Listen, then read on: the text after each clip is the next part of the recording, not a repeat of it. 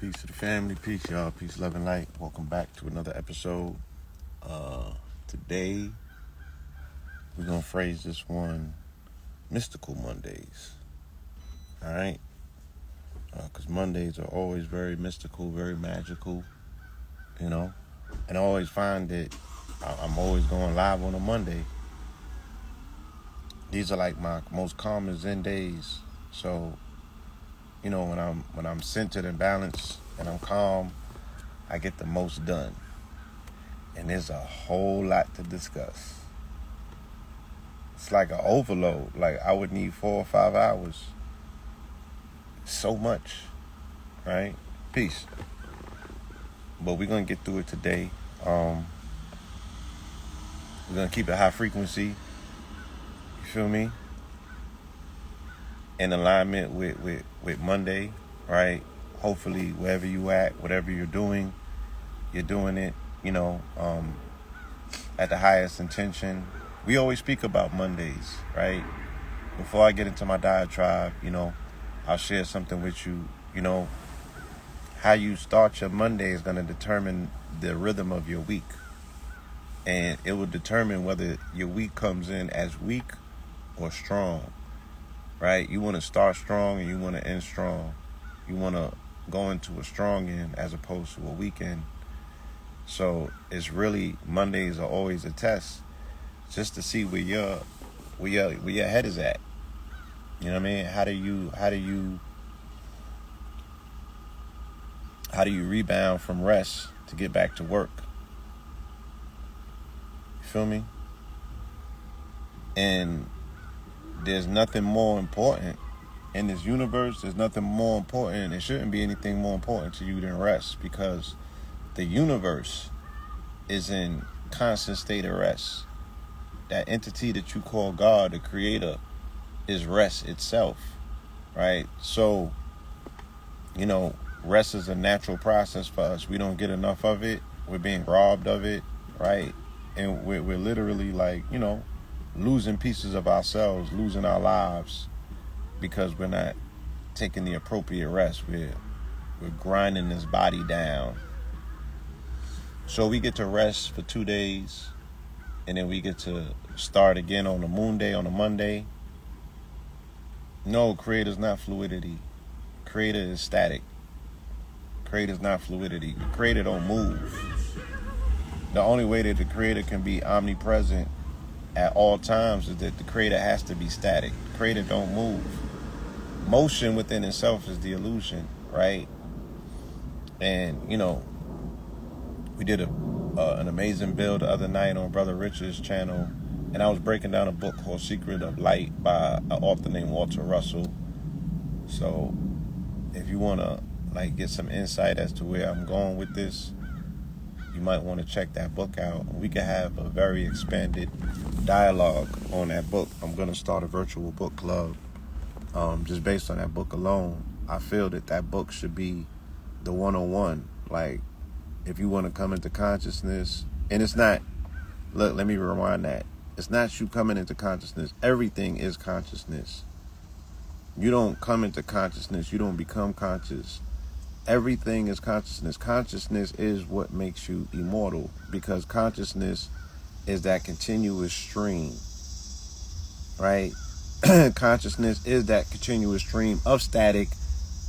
Creator is consciousness. Consciousness is creator. So the you know, and the thing that we do, we increase our consciousness or we become aware of it. But there's nothing that's not conscious. There's nothing that's not conscious. Even if things appear to be ignorant and there's a lack thereof, that's conscious awareness. That's being conscious of you being conscious. But consciousness is the only thing that there is in this universe. That is what animates you and actually, you know, convinces you that you're alive. It's consciousness. So we don't wake up and decide to be conscious. Everybody's conscious, right? But there's 2 aspects of your consciousness. There's the consciousness that's on autopilot, right? Which is the knowing. My cells know what to do without me communicating to them. You feel me? My cells know what to do. They have their inert consciousness. It's built inside of them.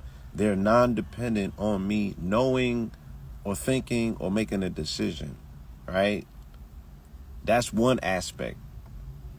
And I hope you understand, right? So that's one wave, that's one stream, the knowing, right? The all-knowing. That's the part of consciousness that animates you and makes you alive. That is the part of you that's immortal. That's the part of you that doesn't die. That's the part of you that don't have to check in, right? That's the part of you that when you transition, it picks up where you left off.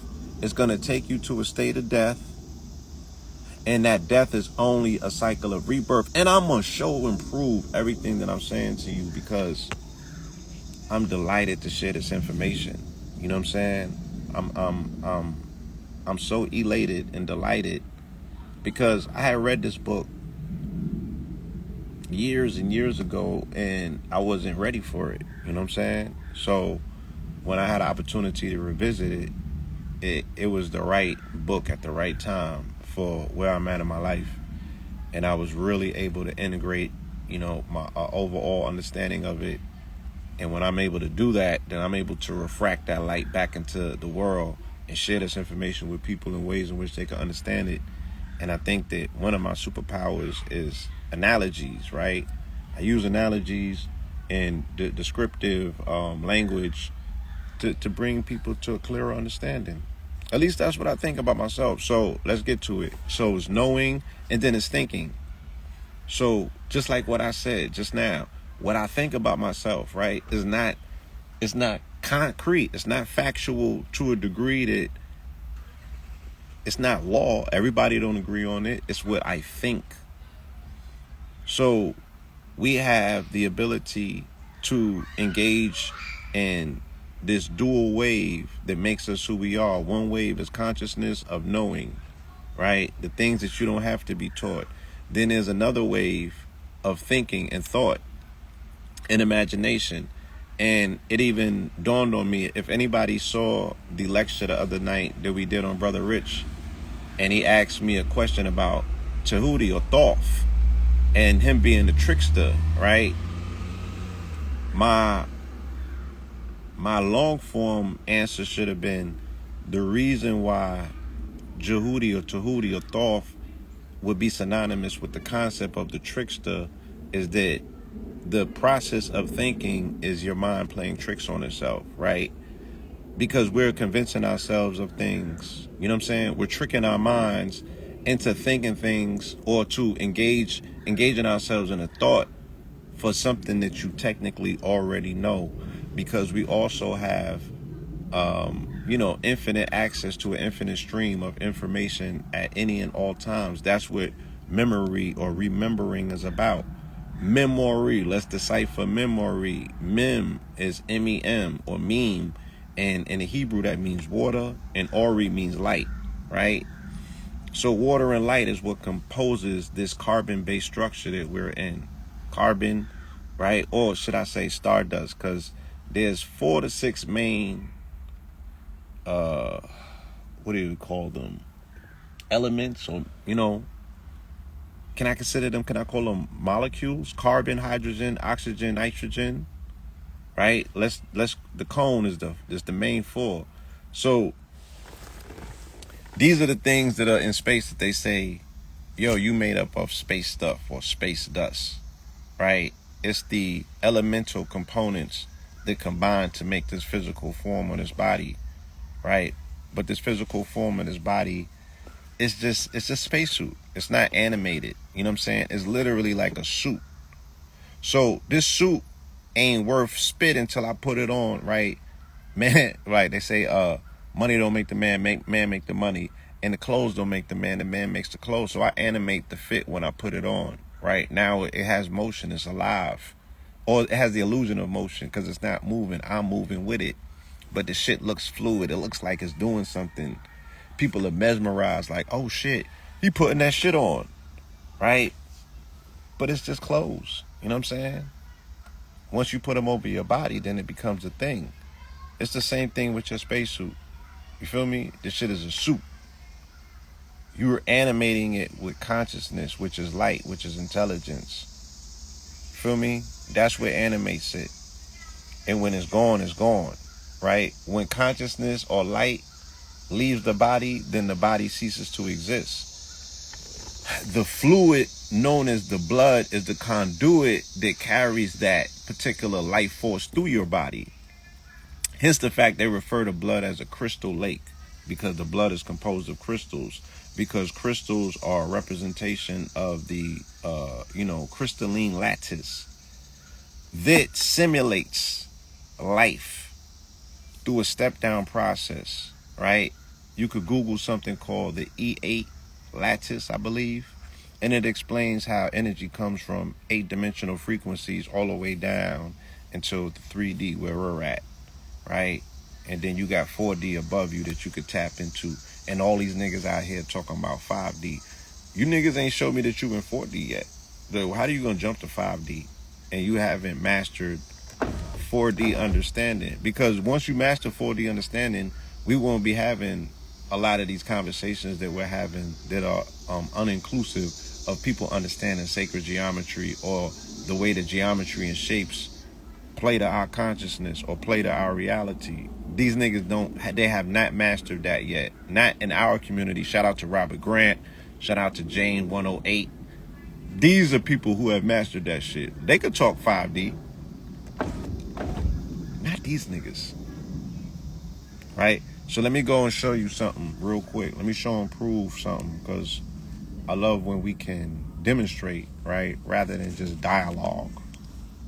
Because I could say anything. I can make the shit sound so phonetically fancy that it sound like something. But if it ain't worth spit, then it ain't worth spit.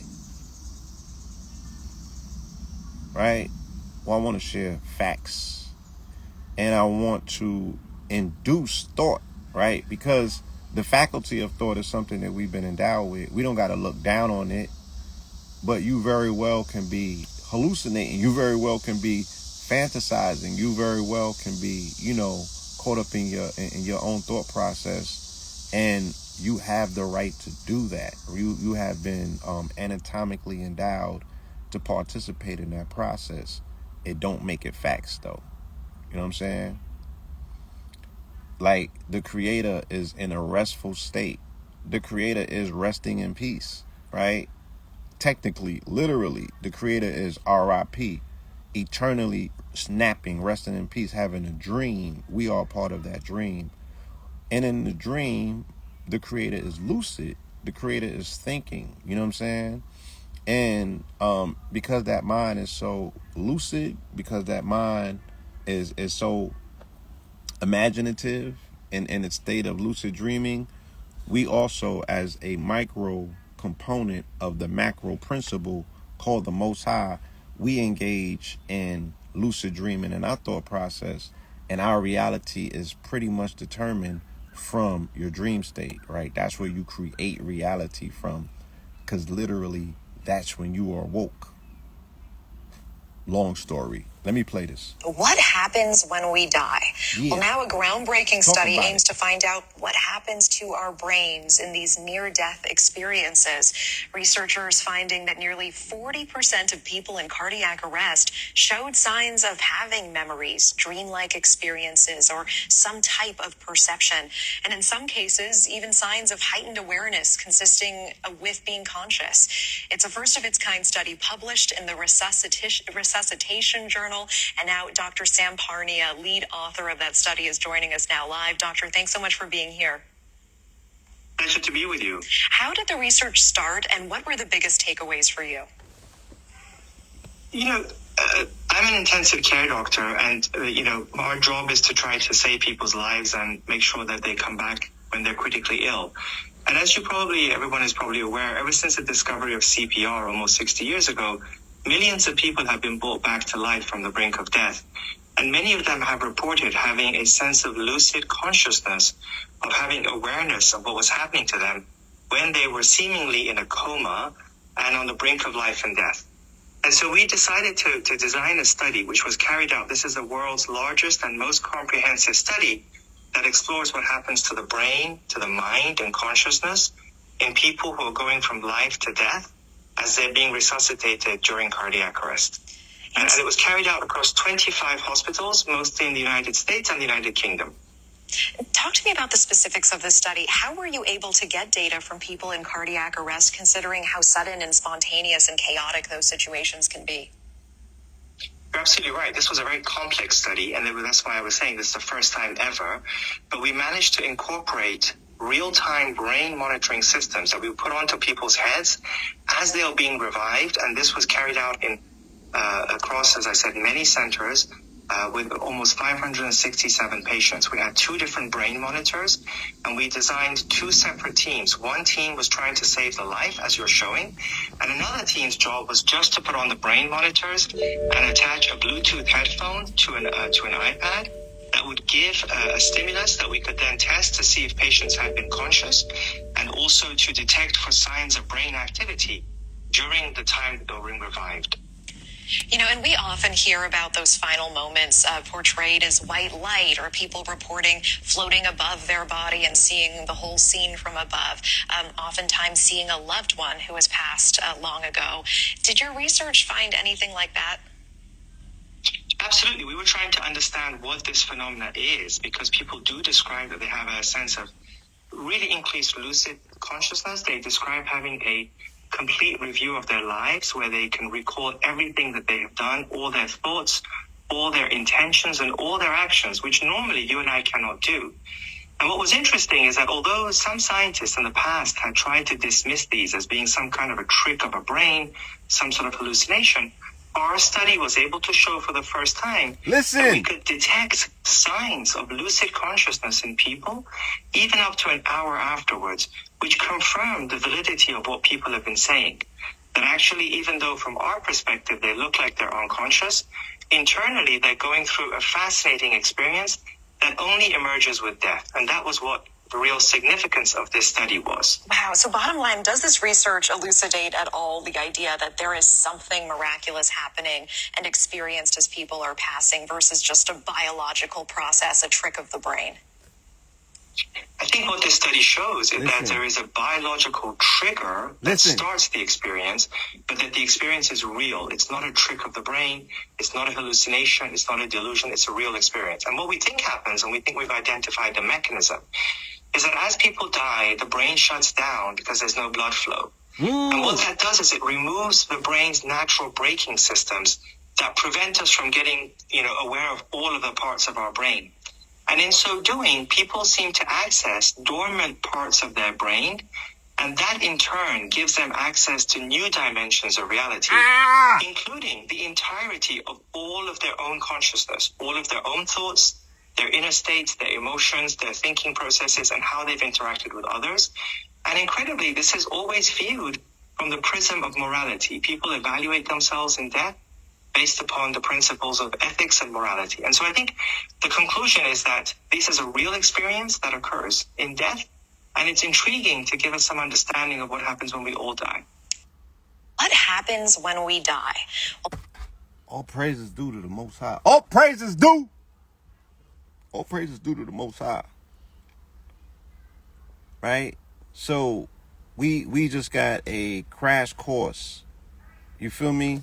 We just got a crash course in the biological process of how the Creator set up this grand design. Y'all, look, man, I am not going to get caught up in the name game today. You know what I'm saying? As long as we accredit the Creator with his magnificence, I care not what name you choose to do it by. You feel me? But yes, my ministry is about reminding us to be in full gratitude, you feel me, to the marvels of creation. You know what I'm saying? From these trees to these plants to the air to the birds to the insects, you know what I'm saying, to the diversity of human beings, which I'm starting to appreciate more. Right? We are in the season of Libra, right? I met a brother the other day from the Sudan, and he told me, you brothers have been doing amazing jobs teaching information, and he said that he has been learning immensely. He said that his the tribe that he comes from still retains the language that comes out of Kemet. He said that the word is not ma'at. He said the word is mat. Do not engage in division of the principle. He said you're dividing it by calling it ma'at. He's like, it's not ma'at, it's mat. So we are in the season of Libra, which is the Libra is mat, right? Libra is mat. Mat stands for justice, reciprocity. Mat, or what we normally refer to as ma'at, is indicative of the scene of the weighing of the feather against the heart at the time of transition. You feel me? The scales, yes, the scales of justice. She's Lady Justice blindfolded holding the scales. All right? Shout out to you, Shayla Mott. Okay? So yes, we find ourselves in the season of Mott, getting this science that is explaining the weighing scene, and they're giving you the science of the weighing scene. So what is the weighing scene? And we can see these correlations that are taking place now in actual nature. And I'm gonna see if I can find a correlating article that gives us some sort of backdrop to what I'm about to say. So he said at the time of death, the blood is removed from the brain, right? The blood retracts. And now the brain, let's look at the brain like a cave, right? Let's look at the brain like a cave. And there's a lot of rescinding waters that are there's a lot of rescinding waters in the world right now. And the waters are rescinding, right, for whatever reason. And what they're doing is they're exposing parts of the cave that have never been exposed, right? And because of this level of exposure, there's a greater degree of access, right? Texas water levels, right? The water levels are a rarely seen cave in a century. So this article is you can't really read it right now, but it's saying that because the water is receding, let's take the Mississippi. The Mississippi waters are receding. And because the Mississippi waters are receding, they're finding caves that are entries to caverns or inner worlds. They're finding villages and towns that were buried, you know what I'm saying, underneath the Mississippi. Because, these are ancient civilizations. They're finding trapdoors. They're finding all sorts of things all around the world because now the water is receding. Right now, the cave is being exposed, or different corridors are being exposed because the water is receding. Think of the water like blood. So blood is carrying electrical circuitry through the brain. The brain, knowing, right, according to the body's consciousness that is active, it has to circuit the blood. It has to circuit the energy as well from here to there. And because of that, this blood don't go there and that blood don't go there. They have trapdoors and valves and things of that nature where, parts of the brain are inaccessible because it got blood flowing through it. Now, when you drain the blood, like if you drain a dam, now the different caves and the corridors are accessible. So this is what happens at death, right?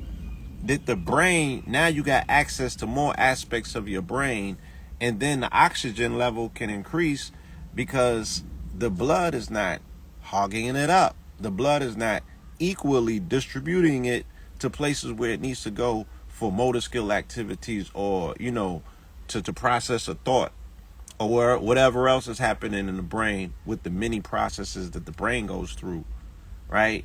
I know the pituitary gland, the master gland in the body, regulates 300 different body activities. And all of this is, once again, part of the knowing. It's part of the consciousness. You're not conscious of what the hypothalamus or the pituitary gland is doing in your body. It's already programmed because it's tapped into universal consciousness, and it knows what to do. It don't have to think about nothing.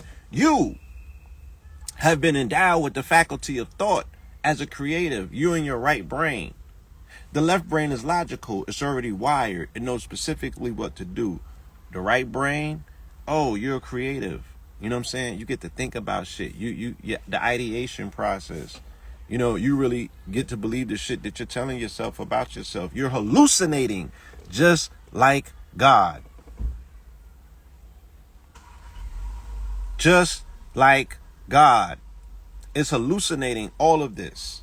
And we're hallucinating. We're a micro to a macro, right? So at times of death, when the brain can access more oxygen, right, then you are now accessing the crevices of the memory. And again, what did I say? Memory is light and it's water. So you're accessing the files, you know what I mean? Your life is flashing before you. You're doing your whole review. You are literally preparing to go to the weighing of the heart ceremony. Shit is dope, y'all. That's absolutely why they teach meditation. If y'all don't tap into my Sunday service, you know, presentations, I highly recommend it. I don't know why you would miss that. You know what I mean? I'm not up there fooling around with religion. I'm not taking advantage of nobody's religion. I'm not knocking religion. I'm not attacking it. I'm not doing none of those things. I'm blending spirituality and religion. You know what I'm saying? I'm merging these narratives together to give you the science of this shit. So, in yesterday's build, you know what I mean? I'm explaining that once again, the whole concept of Jesus or Christ, it's a symbol, it's a motif for right brain activation. And the only way, or the specific way, that the Bible even instructs that you activate the right hemisphere of your brain. Hence, everything is about the right, sitting at the right hand of God. You know what I'm saying? It's through meditation. It's 90% of you.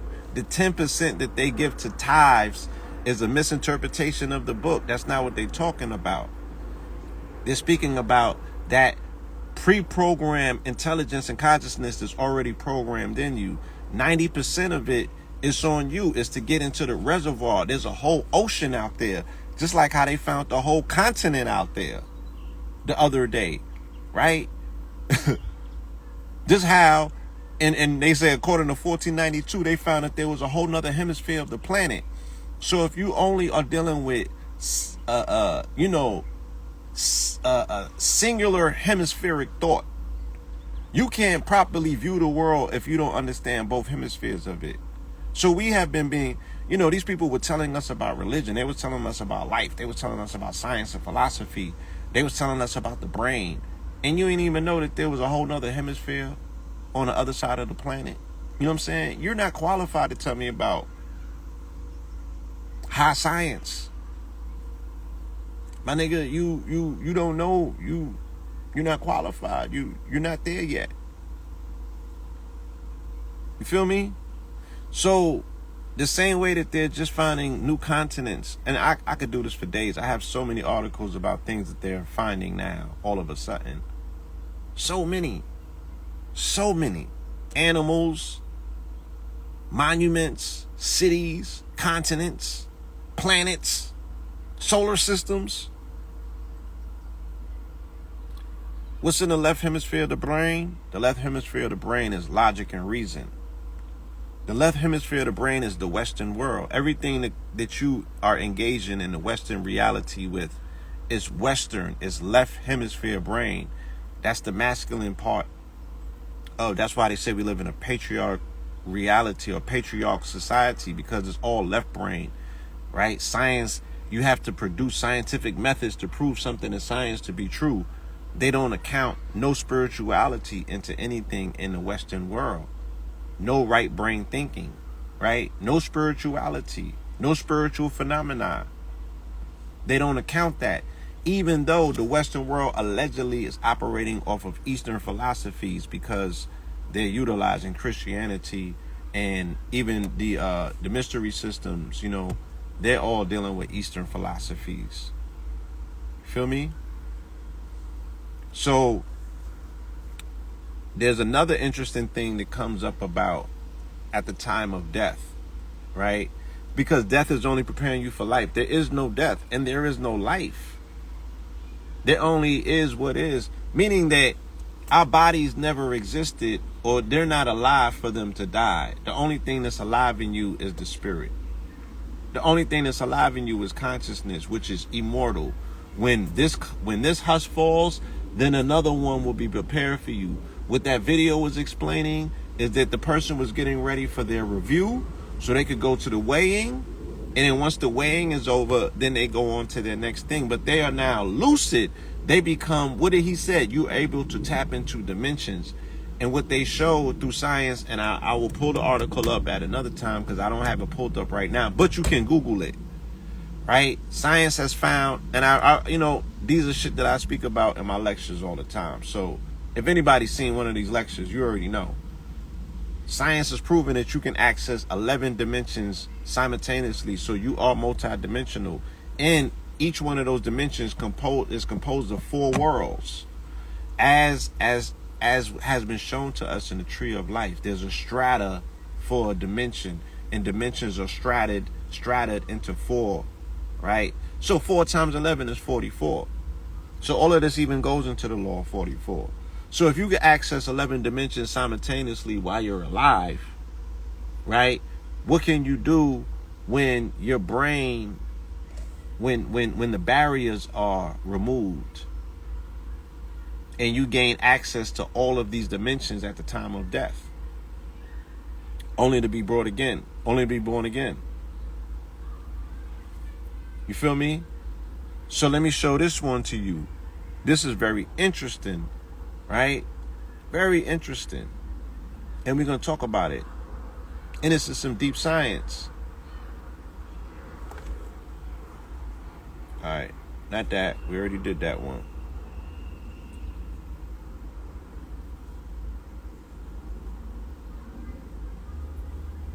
This one.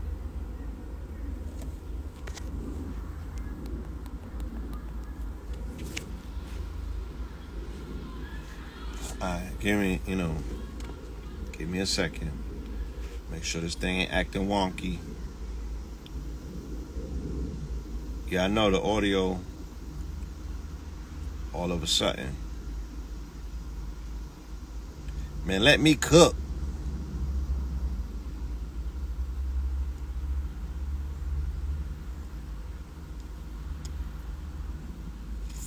I don't know. Give me a second, y'all. I don't know. This is... What happens when we die? Well, now a groundbreaking study aims to find out what happens to our brains in these near-death experiences. Researchers finding that nearly 40% of people in cardiac arrest showed signs of... Man. Salt Bay. Yeah. The reason he's sprinkling gold on there is because it's real gold, and it's 24 karat gold. Right. And you can consume it. Oh, wow. You can consume gold. You can consume gold. Pure gold. Okay. Pure gold. So, the big thing is that once you die, bro, I did this. I'm a fanatic with gold. Right, okay. Right? Okay. I'm a fanatic. Once we die, bro, our last breath has particles of gold. Wow, really? That's crazy. Google can prove it. Right. Yeah. It can be proven. And I went to theology school. I got my minister's license and all that. And one of the professors was like, when you're reading the text, the Bible, ask the text questions. So what jumped out to me was, why was the floors and the streets gold? And why I want to put it in my mouth or put it on my body. Right. Like, I got real convicted about that. So my whole question is, why are the floors gold, God? Why are the streets gold, God? And what it took almost 2 years for me to get the answer. Right, okay. Hell is fire, right? Mm-hmm. And when we go to hell, you're being purified eternally. Right, okay. So you're getting all the impurities out. Right. In the fire. Right. And it kind of resonated with me. So what resonated with me was when we was casting jury. Right. We would put it in the fire. Right. I'm like, fire, 24 karat.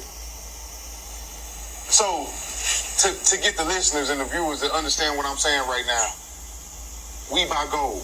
Right. You see this all over the Metroplex. You see shops that say we buy gold. So they know only gold they can buy 9 times out of 10, 10 karat, 14 karat, 18 karat, right? Right. So why would they buy cut dope? Right. Right? Right. Because what they about to do with the 10K that you bring in, you bought it for $50 a gram. They're going to, in turn, give you $10 to $15 a gram.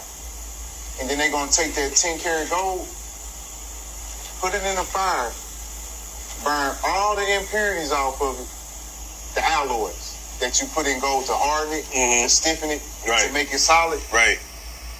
They burn that out, and it's back 100% gold. Right. So I see them places, and I always not to No. We learning. Not to go off track.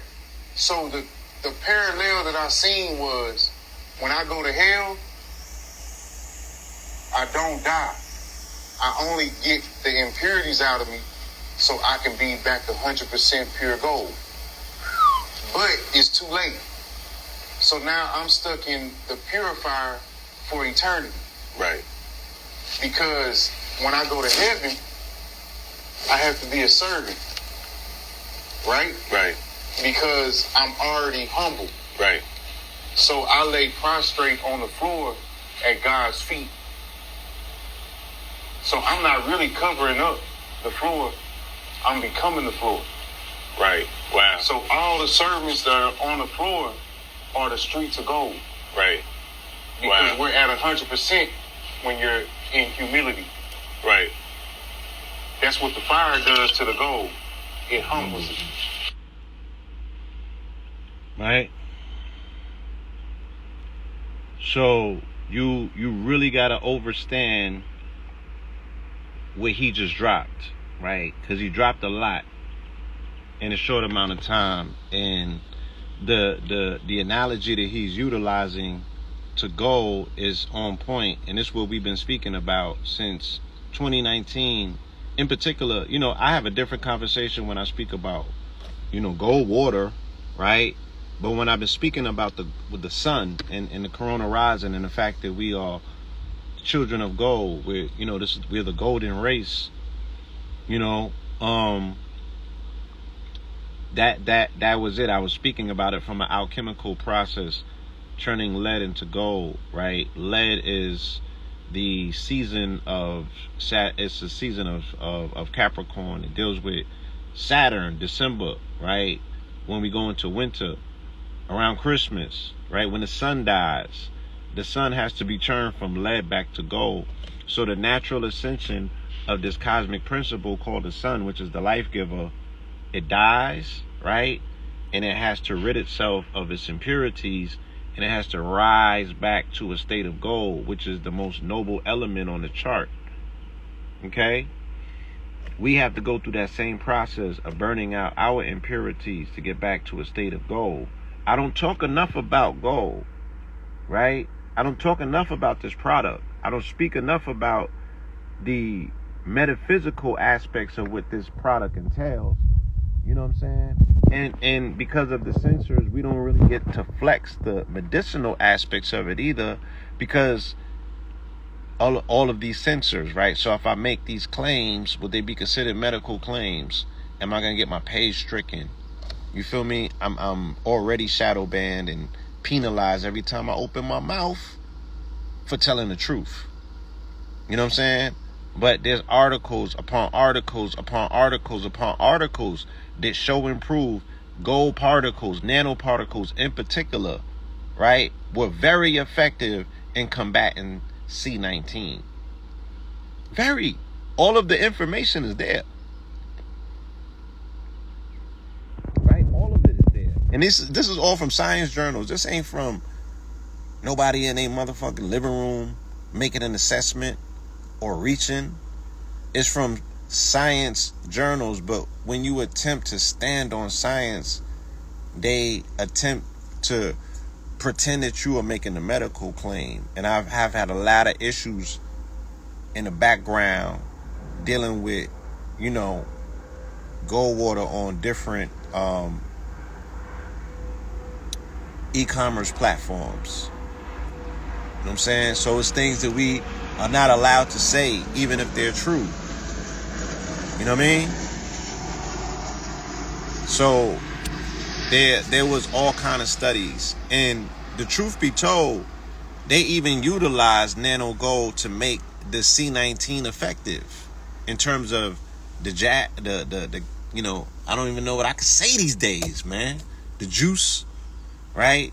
The hydrogel, the shit that they're saying is gonna happen on October 4th, all of that is being made possible by nano gold. So there's a gift and a curse to it, because they utilize it to bake it into the joint to make it, you know, as effective as it seems to be. And I don't mean effective in terms of curing or defeating or eliminating C19. I mean, if they were baking it up for nefarious reasons or purposes, right? The shit that made it so illmatic is that they used gold. Yeah, the Vaseline, right? We're going to have to start saying that. The Vaseline, right? The reason that the Vaseline became so deadly is because they used gold. But you can also use gold to defeat it, right? The thing that makes it powerful is also the thing that defeats it. You know what I'm saying? And there's just non-stop articles and information based on it. None of it is discredited. I'll tell you what they are coming for. They're coming for the silver. And you know, it's like, nigga, you can't tell me. I know that the silver is knocking this shit out. You know what I'm saying? I know that the silver is knocking it out because we have had clients, and you know what I mean? Us ourselves, that's what we use for our shield, you know? I know what the silver do. Right? I know what the silver do. But they got articles, you know, the FDA or whatever in 2020, they started coming for that because it was messing with their bottom line. Right? Judge closes case of silver marketer, right, that was making C19 claims. This is in November 2020. But I already know that it's effective, and we don't use nano silver. We use crystalloid, which is an angstrom size. I'll show you what an angstrom is as opposed to a colloidal, and we've been attempting to explain this to our audience for a while, and I just don't think that they get it because, you know, we just haven't been taught nothing about nothing. So it's almost like re-educating people into the most simplest of things. It's like, my nigga, like, it's a molecular size difference. You know what I'm saying? And if something is 1,000,000 times smaller than something else, then it has an ability to permeate and get into your body in places that the bigger molecule can't. I don't know why you don't understand that. You feel me? I don't know what to do for you. Angstrom, right? A crystalloid, or what we call a monatomic, right? Which we have two versions of our gold. We got monatomic and colloidal. And then we got monatomic for the silver. We don't use colloidal silver. We use monatomic, which is arranged in an angstrom size. What is an angstrom? An angstrom is a unit of measure, okay, that is 10 with 10 zeros behind it. That's how small it is when compared to a nanoparticle, which is why the monatomic gold is clear. Why? It says the visible light spectrum extends from approximately 7,700 angstroms red light to 3,000 angstroms violet light.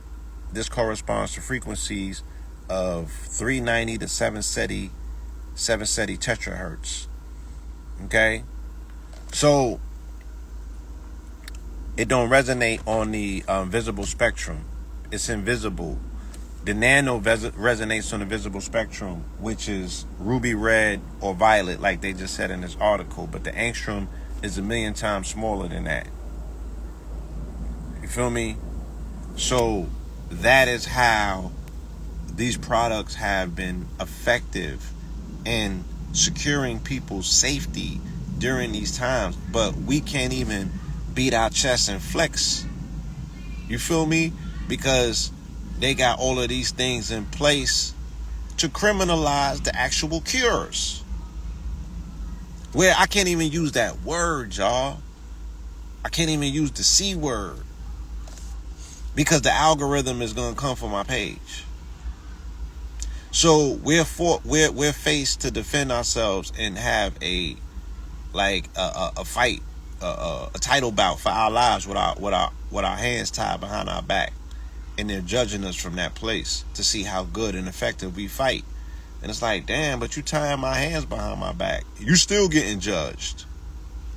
Granted, but we still winning. You know what I'm saying? But we still winning though. You feel me?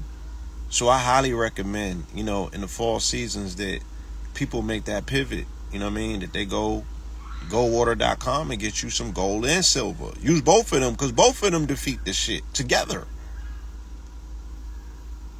And I don't know how else to explain it to you. Gold nanoparticles used to rapidly kill. I don't know how else to explain it to you. You feel me? What the fuck? I don't get it. I don't get what people don't get.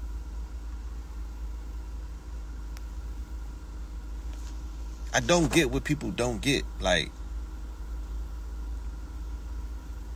do the research. Like, all of this shit is available. It's out there. It's accessible. It's super accessible. Look, the WHO got it. They'll tell it to you.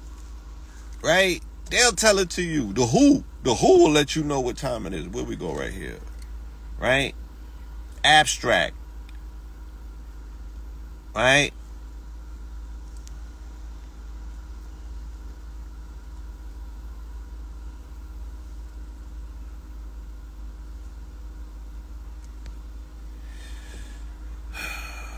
They evaluated the claims that was being made, right? Nanoparticles.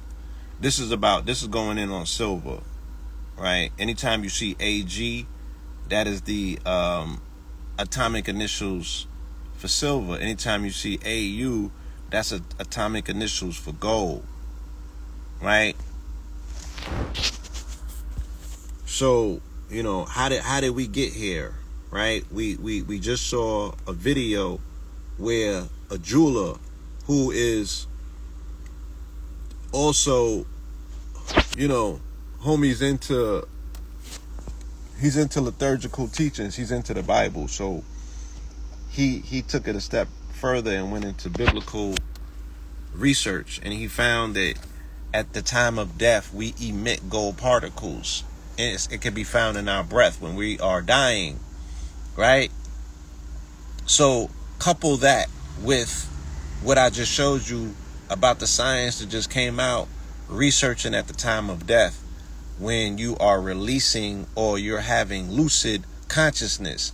So do you find it, right? Do you find it a coincidence that gold makes people have lucid consciousness, waking lucid, right? Because I don't just have lucid dreams with gold.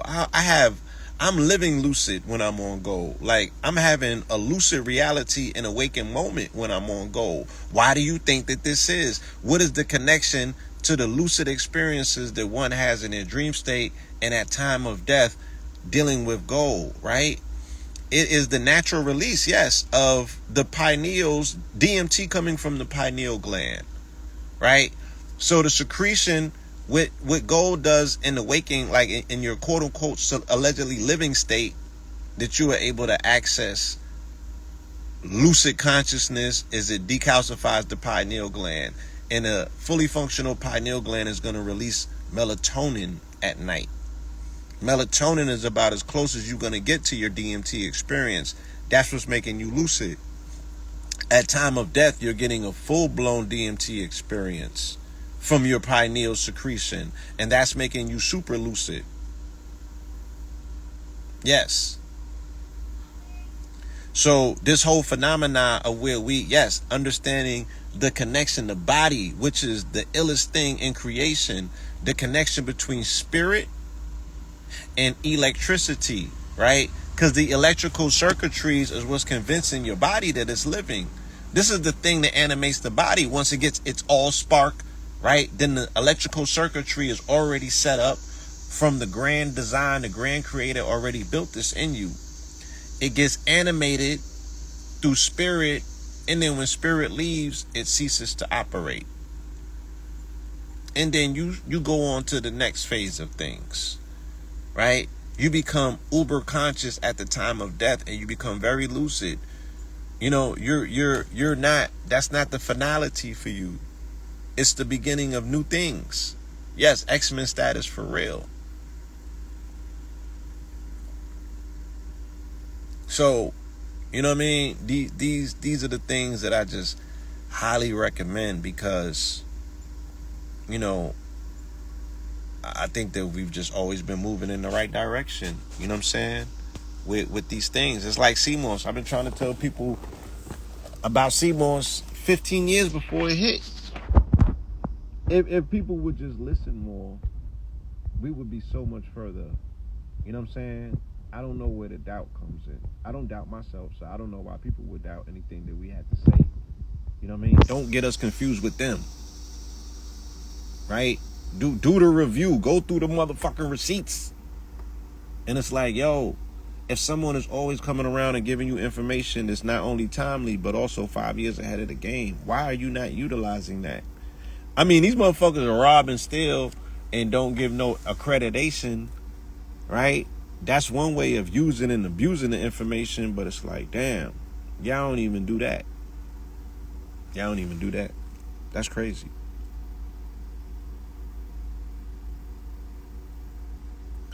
So let's see what else we got going on today. It's a lot of news.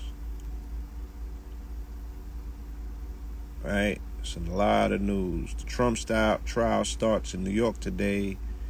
The Sam Bankman-Fried trial starts.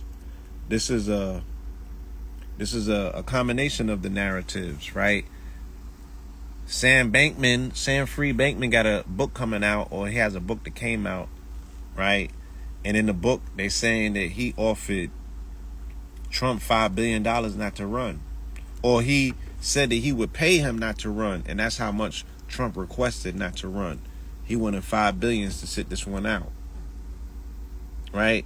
Because, you know, dude will show you how to utilize the bag to really push politics. Because once he got the bag, he started influencing global politics with money, with the bag. That's what you're supposed to do with the bag. You're supposed to influence politics, nigga. Politicians are for sale. What are you doing?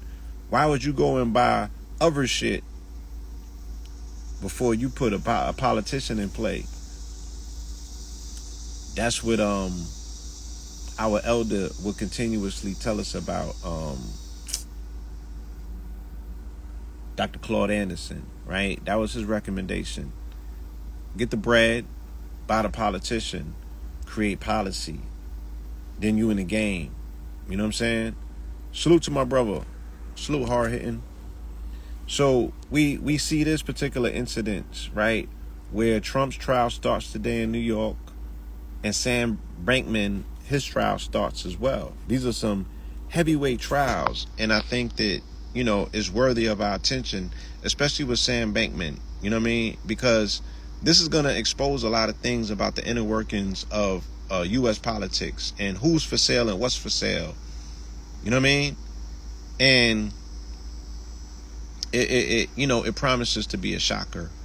You know, this one individual with a considerable amount of money was able to influence and effectuate and pretty much, you know, he affected the entire crypto market, not just politics, but also economy.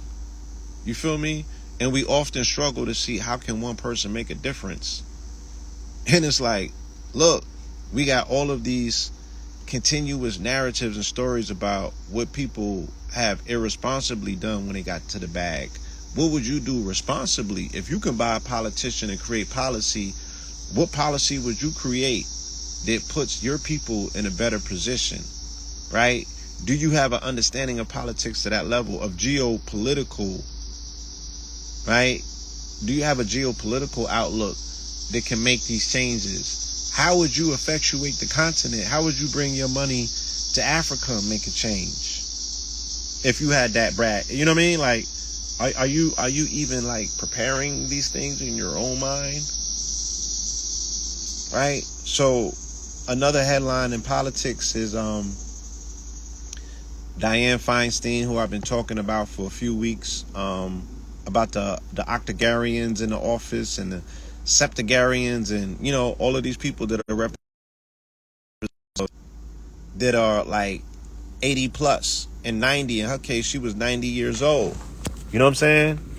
She has been in the office of the Senate since 1992. Nigga, that's when the riots happened in LA, right?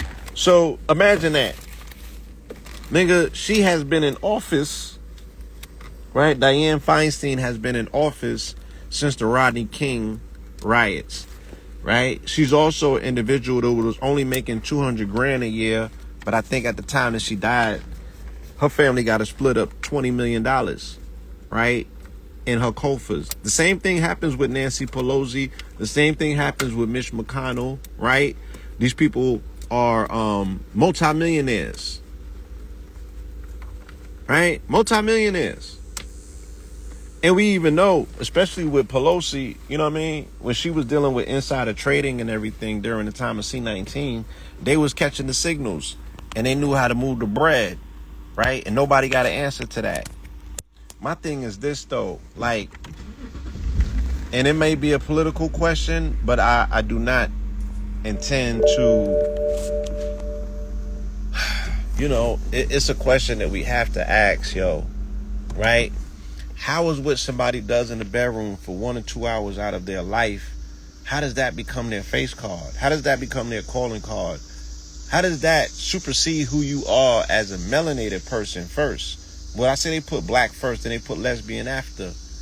But it's like, damn, is that like is that a political group in this country? Is that an ethnic group in this country?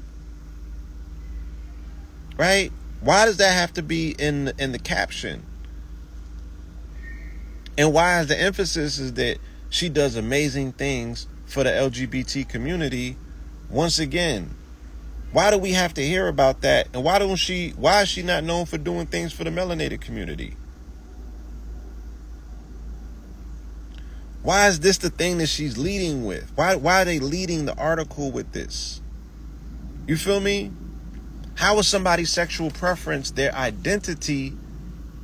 But then the same people are saying that your gender is not your identity, but your sexual preferences, right? Not your sexual components, not your sexual equipment, but your preferences, your identity, right? But you don't have a gender assignment based on your equipment, but the decisions that you make, right, are the things that designate you. I thought that this is what people do in their private. Because what if you have sex with dogs? And what if you have sex with horses, but every now and then you might lick twat as well? Are you only just that? Are we getting the full narrative and the full scope? Are you a pansexual? Are you a trisexual who will try anything? Then what is that designation? Are we getting the truth? If we start down this road, are we getting the full scope and the full truth about what people's sexual appetites are? And why do I need to know that to know your politics? Right? I'm just asking the question because I'm confused. And I want to ask because you guys might be more abreast to these answers than I am. I'm apolitical, you know what I'm saying? Now, I don't have no political affiliation, so you know, I'm just out the game. So I'm like, I'm asking because maybe y'all know. You could put me on because I'm all ears. You know? And because I ask questions, I've been accused of being anti this or anti that because I ask questions. Because I don't know, and I do want to open up dialogue. I want to get a better understanding. If you know, if I'm being inundated with this conversation, the least you can do is answer some of my questions. Because the inundation of the conversation means that I can't go nowhere without hearing about this. My children can't go to school without being taught this. So I need to ask questions because now I want to know. Now you got my attention. You feel me? It was forced, but now you got it. Now let's talk.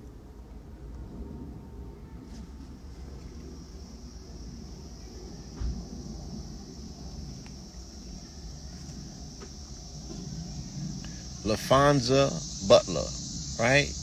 That's a powerful position to have. You a senator of California? You a senator of California, my nigga? Right?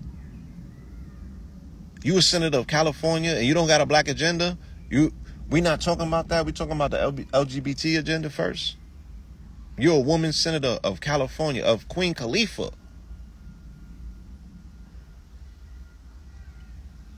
And you don't got a black agenda. You couldn't possibly get up there and flex like you got a black agenda. We could look at you and see that you melanated, right?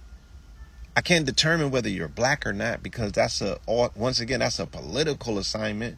That's a political determination, not necessarily an ethnic one, because it deals with a social strata. You have to identify that. I can't assume that that's who you are, right? But do you have an agenda for that? Can you even speak like you had an agenda? Or you going to get carpetbagged if you even attempt to say that you got an agenda for that. But the articles and the headlines can definitely read that you have a LGBT agenda. And they okay with that. Something's not right. That's biased. You feel me?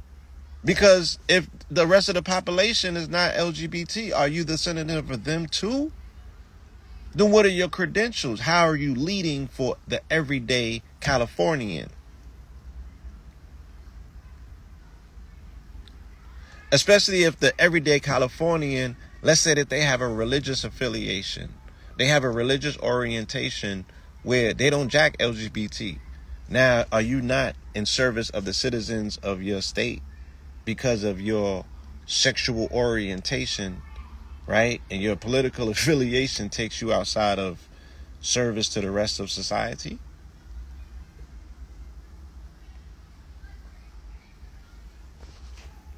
I don't know. These are just these are just questions that I have. And last time I checked, it's okay to be inquisitive and ask questions. I mean, we've been endowed with a brain to think.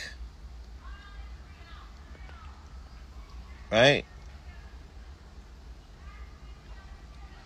This dude is on something. He was up there sounding like he had some tequila before he hit the stage. And I mean, that would be no surprise. If this nigga's not on nose candy, then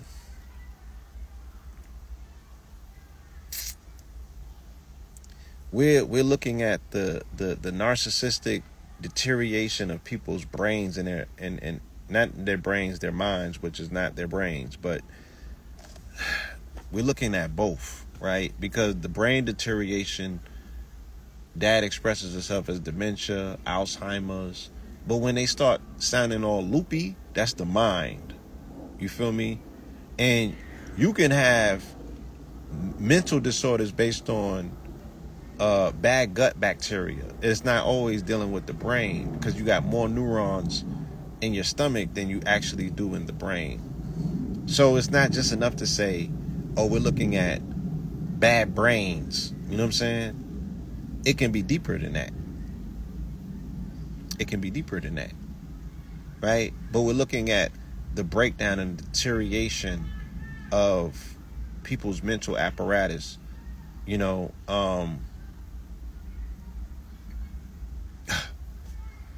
There's no ability to lead whatsoever in these individuals because they're out of their minds. They're literally batshit crazy.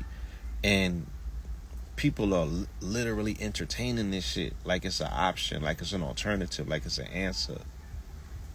And I'm like, nigga, what do you see that we don't?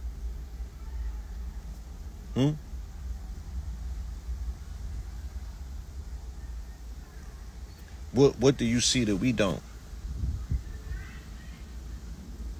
right?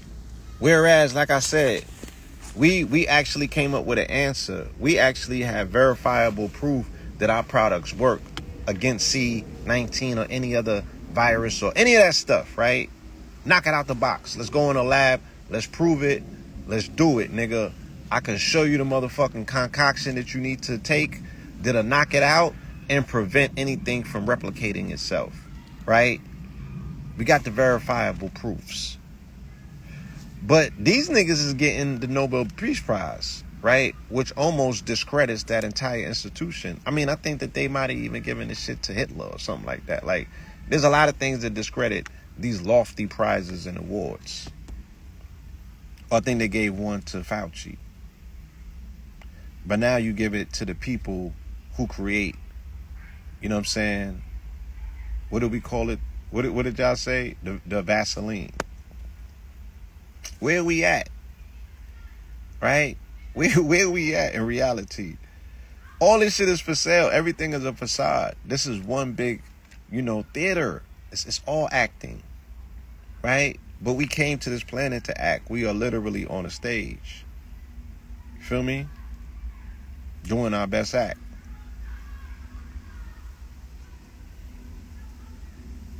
I wouldn't even know how to give you 50% off of your purchase. Everything is automated. You know what I'm saying? We don't have any 50% discount coupons and things of that nature. And it's worth every cent, family. These are lifesavers. You know what I'm saying? These are lifesavers. And not only lifesavers, but life enhancers. Because, that lucid state of consciousness is where reality comes from. So, you want to tap back into that faculty of your mind that you can create your reality from. Right? Why wouldn't you want to do that? And it's not a drug that you got to utilize to do it with, but a natural element. Like, come on, fam. What's the product? This is gold water. This is gold water. Exactly what it sounds like. It's particles of gold suspended in ionized water. You feel me? And unlike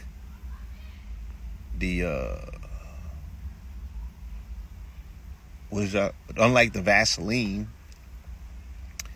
this stuff actually does something. Right? It actually kills germs and bacteria. And I utilize silver to promote the killing. Silver's antiviral, antifungal, and antibacterial. Normally, that's the role that it takes. Normally that's his claim to fame. But further research shows that they both do that. You know what I'm saying? So you take both of them to knock out anything that you may potentially think that you have. Right? Utilize them both to knock them out. Right? So that's what this product is. This product is literal gold in its nano form, and we also have it in its monatomic form, which is its angstrom size form, which is considerably smaller, which means that it can permeate the cell membrane or the blood-brain barrier that much quicker. Its absorption rate is greater, and the utilization, you get to utilize more of it, as opposed to a colloidal. You get what you get. As what you can absorb is what you can get, and the rest gets expelled from the body.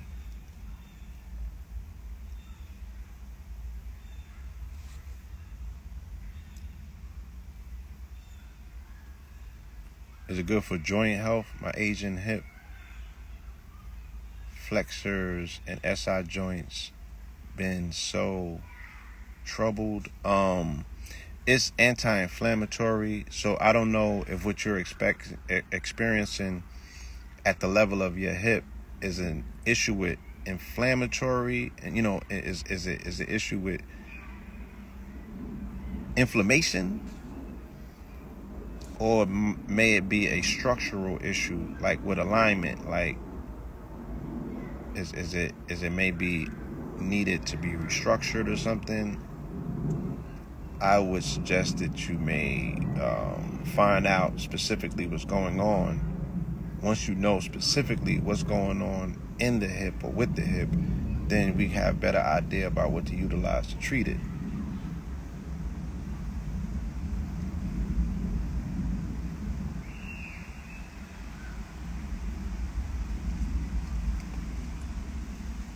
Right? But there's so much information, that's accessible online, and it's from medical and science journals. But, the medical mafia moves different. You feel me? The medical mafia moves different. They out here making $1 trillion play. They don't want to split that pie with nobody. So they not finna get up here and say nothing about what works other than the motherfucking Vaseline. But the research is there. It's available. It's all online. It's all online. You feel me? And it's from accredited sources. I could give you my own sources. My sources is my clients, my customers, and their testimonials. I could give you real world resources and research and confirmations. But then you could get the medical and science stuff as well from them folks in the lab coats, other than my lab coat. You dig what I'm saying? Because I know that sometimes our people need that. Because the first question, which is a silly one, but it's asked nonetheless, right? If it worked, why y'all ain't, filthy rich? You should be billionaires or something. My nigga, that's not how it works. That's not how it works. These people are not about healing. These people are not about the quote unquote, getting you. That's not they're not in that business. And that's where the schism is created, because people are in denial about that part right there. And then this shit becomes a culture shock to them, where they're like, man, if you still have full faith in the system to that degree, then what I'm attempting to tell you is never really going to register, because you are endowed to the lie, right? The spell got you, and you're tethered to the system to say, there's no way that these folks is going to be telling us something that's not good for us. There's no way that these folks will be holding something back that's good for us and not telling us, because, you know what I'm saying? You have this propensity to correlate them to God. Or you think that they're your friends. And that's not the truth of the matter. You know what I'm saying? And I should not have to convince you of this at this point. And I'm not going to throw my shoulder out attempting to do so. I'm going to focus on what needs to be focused on. And you got to find out, unfortunately, however you go about finding out. I still got people close to my family, direct relatives, that still have not found out, even with all that has been shown to them. So I don't take it personal when it comes to somebody outside of my family. I'm like, yeah, I'm dealing with this on a personal level, so I know the spell is thick. Spray of tiny particles of gold could potentially treat heart disease, right? So here go the correlation between gold and the heart, which are both synonymous when it comes to symbolism, because both of them fall under the motif of the Leo, which is the sun. The motifs of the sign of Leo are children, heart, son, king, father. All of those are Leo motifs. So gold, which the heart full of gold, you can find particles of gold in the body when it's born, right? On or about the heart. That's also what can be utilized to treat the heart. What's fucking with that? This thing is very simple. It's a lot more simple than, people make it seem. A lot more simple than people make it seem, y'all. So what else is going on in the news?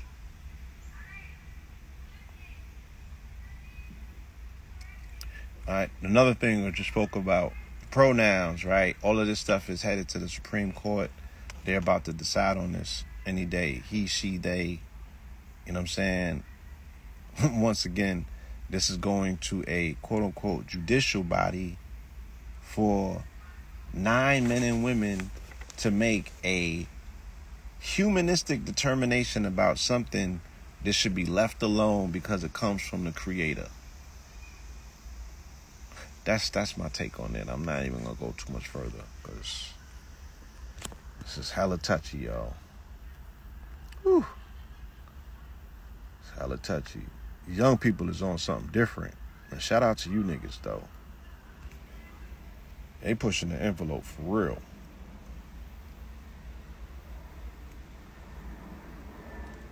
I wish they would be challenging, authority like that. I wish they'd be challenging, this notion of white supremacy.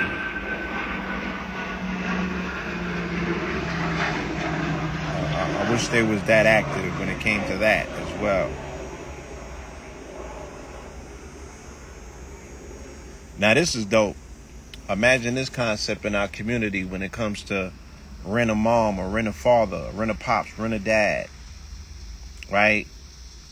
I'm calling on us, the men in this community, to step up if you have it within you. This is almost like the Big Brothers Society minus any of that Boy Scout affiliation shit. We don't want to make none of those references, right? But the concept is the same. The Big Brothers Big Sister Society. I remember that back in the days. You know what I'm saying? You almost like had a mentor, that would come in. There's so many single mothers that's out here struggling. You can volunteer to do simple shit. Take that young man to a barbershop. Take that young man to a basketball court. Right? Show up for one of his games. It just be one of his fucking cheerleaders. And I don't mean with the pom-poms, nigga.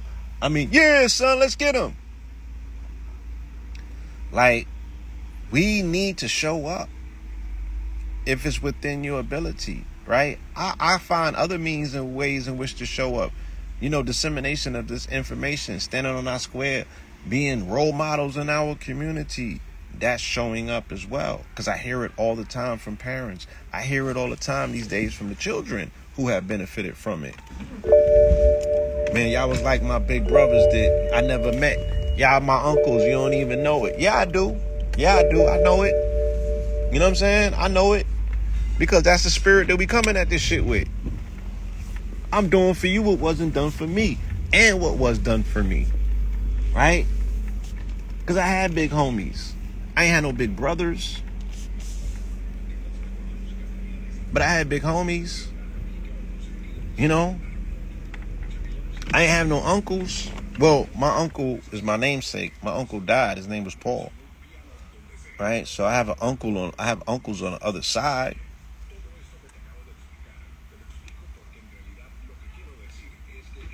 Right? But they got a whole service for college students where they are surrogate moms for them. They cook for them, they clean for them, and they bail them out if they get in trouble. You feel me? What community needs that more than our community? And we got wild women that got time on their hands because they just got times on their hands. And allegedly you got wild men that got times on their hands, and this is where the screening comes in.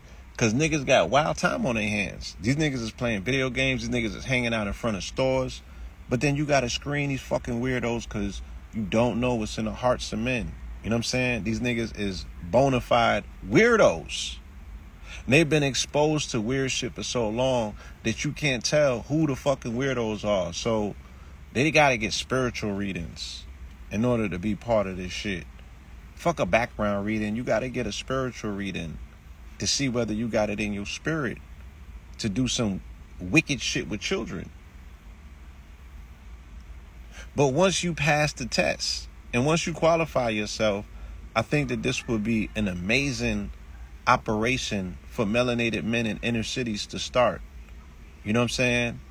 On a high school level and on a college level, right? There needs to be some level, some endowment fund. Because I don't know if the single parent can pay for it. You know what I'm saying? I don't know if the single parent can pay for it. I got to see who's paying these women, to babysit their kids and shit like that. But We need to figure some, and the payment can't be nookie and shit. Like, yeah, you know, she a single mother and shit. I'm gonna knock it down every chance I get. That's not gonna do it. That ain't gonna work either. Figure something else out. She's a biological parent of 3, and she do a bunch of shit. Emergency grocery shopping, cooking, laundry. She even jumped on a plane in the wee hours to bail one of her youngsters out of a Miami jail and has rushed to bedsides in New York emergency rooms. Right? Who's going to be there for the children? We stay complaining about what they is and what they ain't. Right? How are we interceding on their behalf? How are we showing up for them? Concierge service for students. We get kids in pre-boarding school, boarding school, or college, she said, and we take care of their practical needs, medical needs, mental health needs, and beyond. The momtrepreneur launched the concierge service in '93, wanting to offer a helping hand to both U.S. and international students throughout the Northeast. The service comes with a price tag of $10,000 per academic year. And these are, I guess, for the parents that got it, you know. I'm sending my child to boarding school, I'm sending my child to college, right? And they want a parent from afar, but they know that they physically can't be there. They got the bread. Money talks. Yo, I'm going to hire somebody for a concierge service to be a surrogate parent for my child when they're abroad. I'm in Atlanta. This is a transient city, right? Shout out to Red. He always speaks on this. Nobody comes here with their parents. These children find themselves in a fucking strip club, you know what I'm saying? Or in 5 Point, you know what I mean? Giving blowjobs and shit to pay for meals. It happens, nigga. This is Atlanta, right? This is where it's happening. It happens in Miami. You know what I mean? It happens in a lot of places. So, you know, did you think this shit through, right? Or you get here and you get the reality check, and then you forced to fend for yourself and do something strange for some change.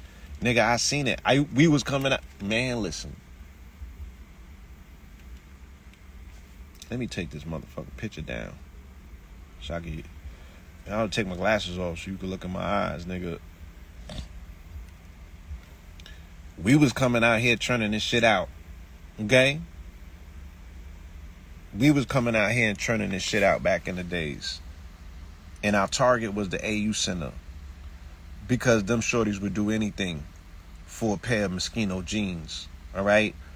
So when we came down here with our retail reparations movement in the late 90s, right, and we turned Atlanta the fuck inside out, the best applicants was them college students, right? They would do anything for next to nothing. Telling you something that I know personally. These children need your help. Just because them children left your house don't mean that these children is grown on their own or got this shit figured out. They don't. They are very fucking vulnerable. They are very fucking stupid with the decisions that they make. Feel me? And I'm telling you real shit from somebody who knows who was there, who did not take advantage in situations, but goddamn, I'll be damned if these people don't put themselves in situations to be taken advantage of.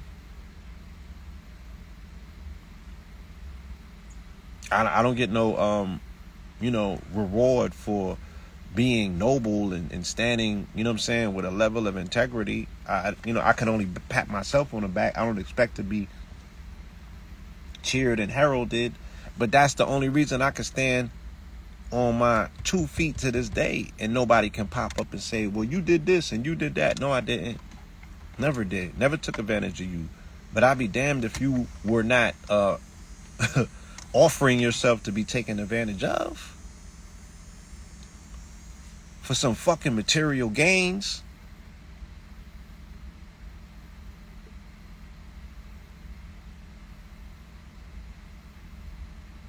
So I ain't surprised by nothing that I see in society with the shits that I see.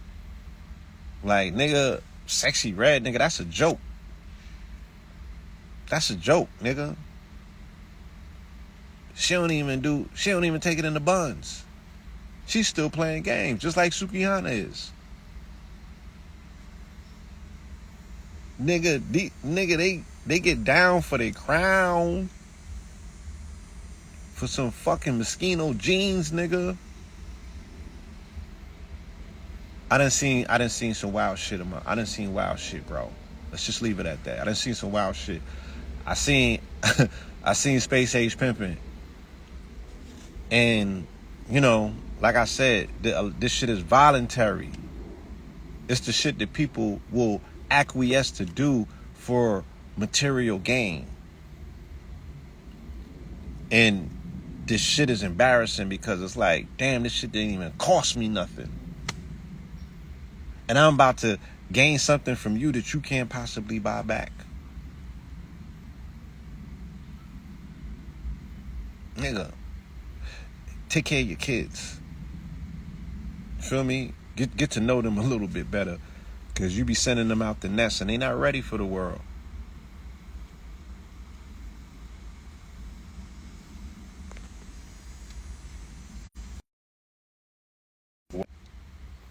I'm of the belief that, yeah, these motherfucking children is not adults until they 40. They should still be in a house.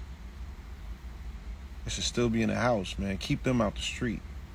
They're not ready. And it shows, especially these days. You know? Ugh. Especially these days, man. It shows.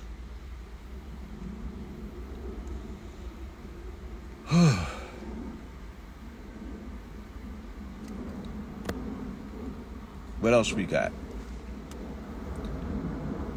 I agree with this. Israel's chief rabbi, secular Jews have lower intelligence and are jealous of Haredim. I agree. Right? To the benefit of Orthodox Jews, right? And even some of them still come under what people consider to be the protocols of the elders of Zion, right? But Zionists are something different than Orthodox Jews, especially like the Hasidims and things of that nature. You really got to understand the differentiations of the people that you're dealing with and speaking about. So a lot of what we look at with small hats that makes us very upset with quote unquote Jewish people, a lot of that comes by way of secular Jews, right? People who are not practicing the daily rites and rituals of the religion. You know what I'm saying? Or they're popping in and popping out and they over here doing hella devilishment. You feel me?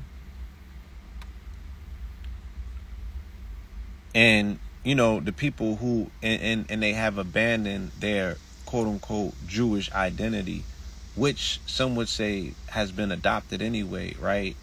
It's a face they could put on and take off, just like blackface, right? But when we look at Hollywood, for instance, Hollywood was created by 5 Jewish families, right? Who were Eastern Jews who came here, who were not on par with the elite Eastern Jewish, the Jewry that came here prior to them. Those Jewry were aristocrat. They were high brow. They were high society Jewish people. The people that started Hollywood were not of that ilk, right? These were the fucking, you know, they was the throwaways. They was the people that they turned their nose and looked down on. They didn't have any social status. So when they got to Hollywood and they created Hollywood, they abandoned their names, they abandoned their identities, and they merged into, you know, they cosplayed like they were quote unquote Americans, or they were from other parts of Eastern Europe. You know what I'm saying? They single-handedly created the concept of what's called the American dream. Jewish people did that with Hollywood. You can Google it. I'm not making it up. Right? You can Google it. It happened in Hollywood in the 40s and the 50s. It was purely a propagandized promotional campaign that was thought up in the brain of people who wanted to integrate into society and abandon what they came from. So a lot of what we see in society that we blame small hats from come from secular small hats. People who have abandoned the restraints and the confines of a very rigid system that they come through, especially one in which they have adopted. They have to maintain as close as possible those rites and rituals to hold form as the space and placeholders of a stolen legacy. Okay?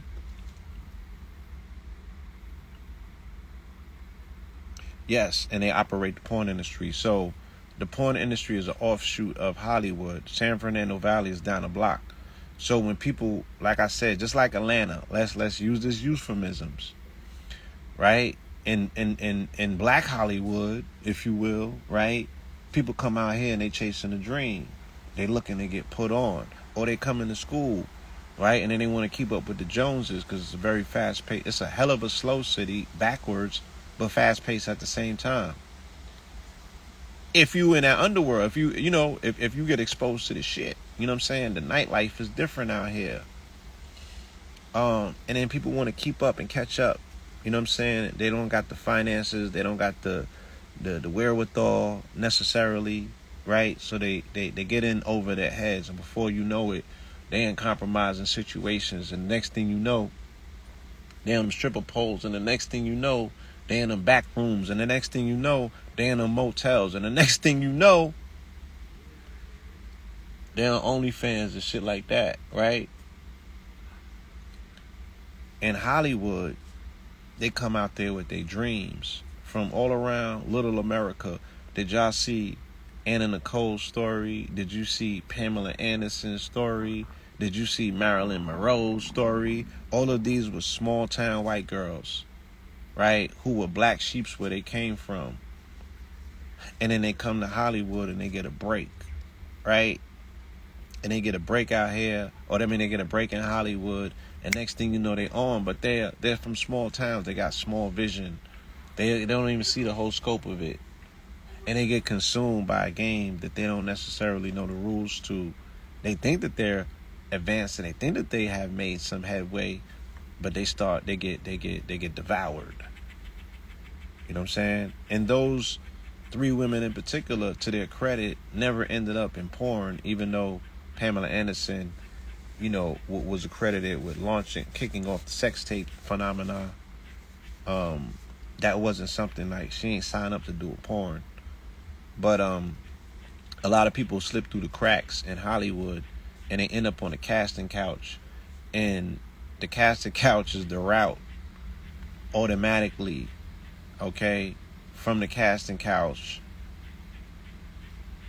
right to San Fernando Valley, which is the porn industry.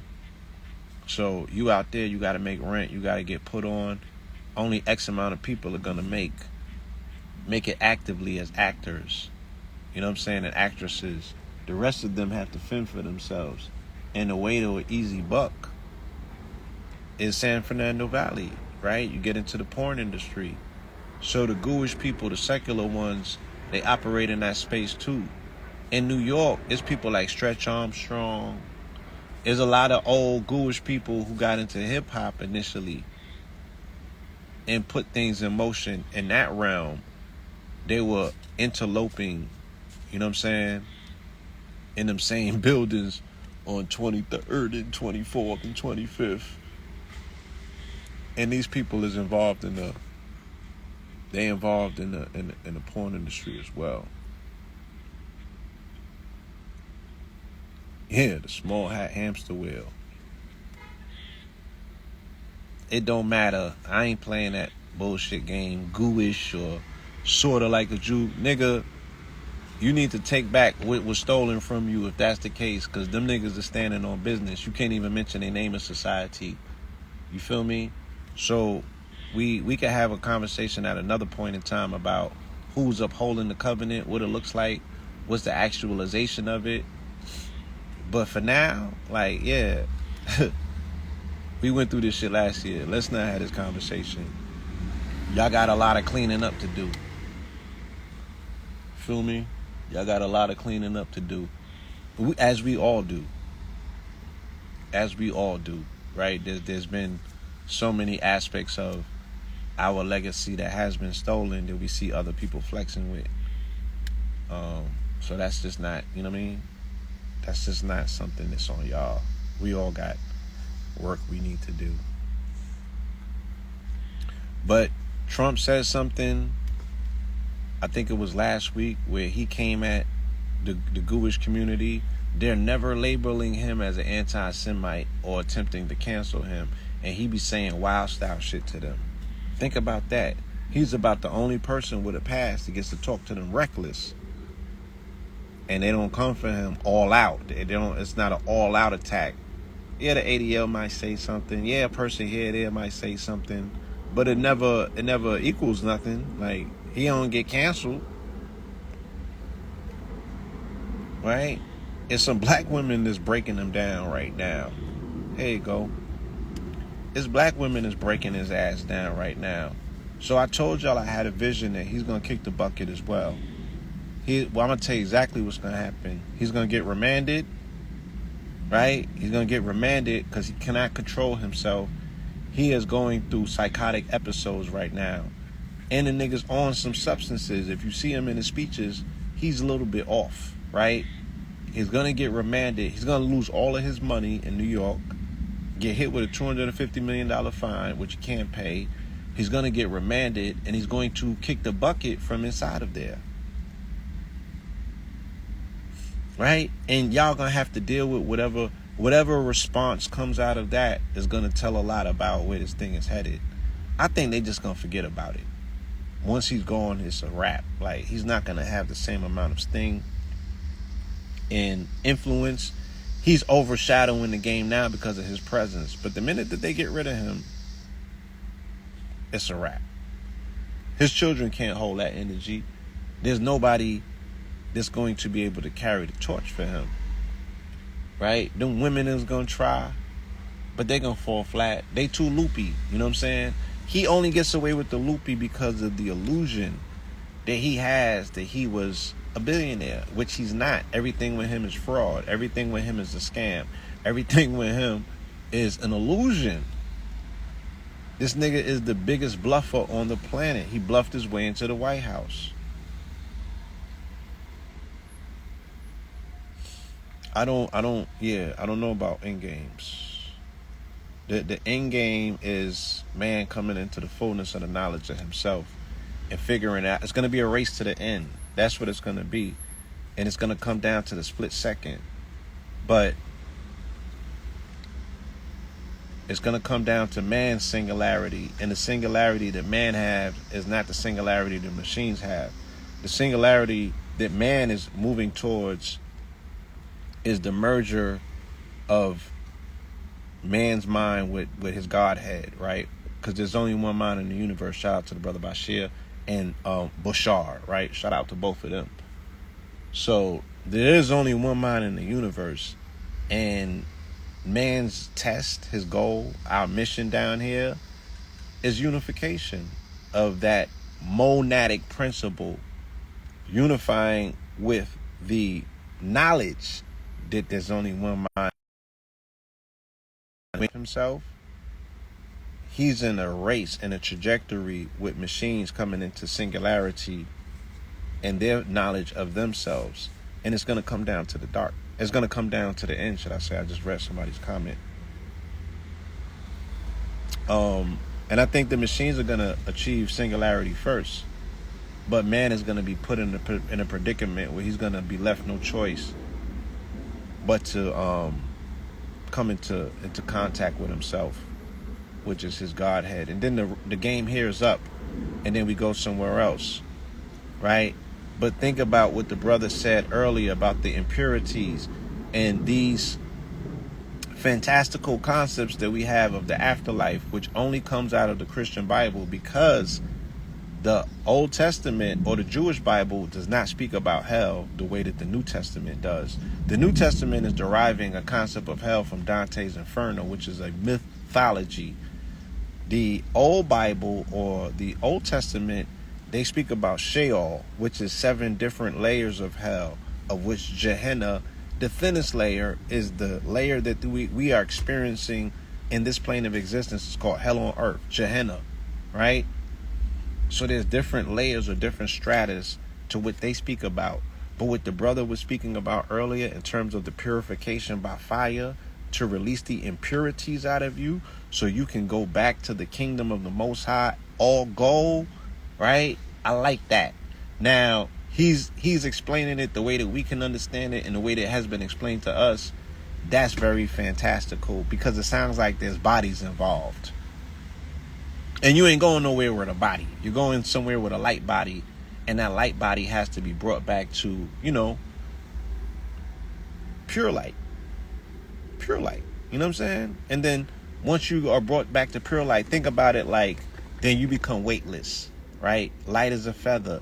And then you float back to original source. You're going to be beckoned and called upon to get back. But until then, you might get sent to the cauldron to remove the impurities. You know what I'm saying? And the reason it's considered to be hell is because of the weight is going to what? Bring you down. It's going to bring you down. So you are on a lower plane, but the impurities, once they're released from you, you rise like ether. You rise like a gas, as opposed to being what? Confined by gravity to the lower stratas or the lower range of what's considered to be quote unquote purgatory or hell. Think about it in alchemical terms as a cauldron where you got to have certain things baked up out of you. Same way that your ass goes to a sauna, right? To remove heavy metals. It's the same shit. Micro, macro. Yeah. Remove the impurities to bring you back to pure gold, 24 karat, right? And you go back to the source of light, which is pure light. It has no impurities in it. They just found a new way to create better quantum computers by exploiting the flaws in diamonds, right? Those have impurities, right? Very, very slight. That's VVS, right? Very, very slight. You got to go beyond VVS. Okay? Study finds humans, okay, are pushing the mass extinction of entire branches of the tree of life. But you know what this is doing? This is also responsible for the new appearance of life and new appearance of species and the new appearance of things coming back from being extinct that are not extinct no more. Man destroys, there's no such thing as death, right? No such thing as death, right? Everything is being recreated. Build, destroy, and rebuild. That's the process. And it's never ending. It never stops. You feel me? So even with this, when we see, the mass extinction, if something is extinct,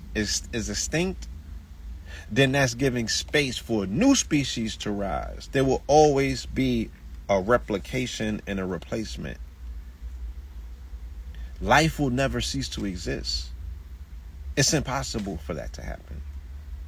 Right? We have to understand the science of what goes into life, right? When we understand it from a scientific perspective, not necessarily a religious perspective, even though I appreciate, the stories that have been told around the science to make it more palatable for us to get it.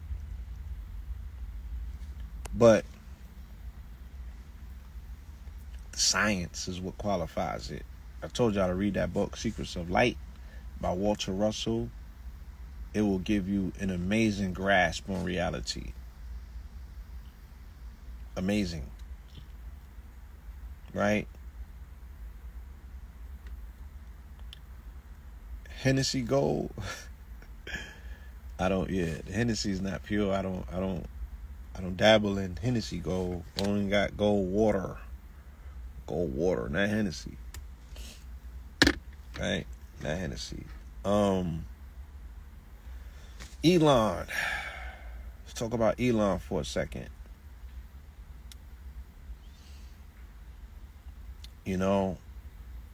This dude is hard to read from a distance. Like, I've never seen somebody who operates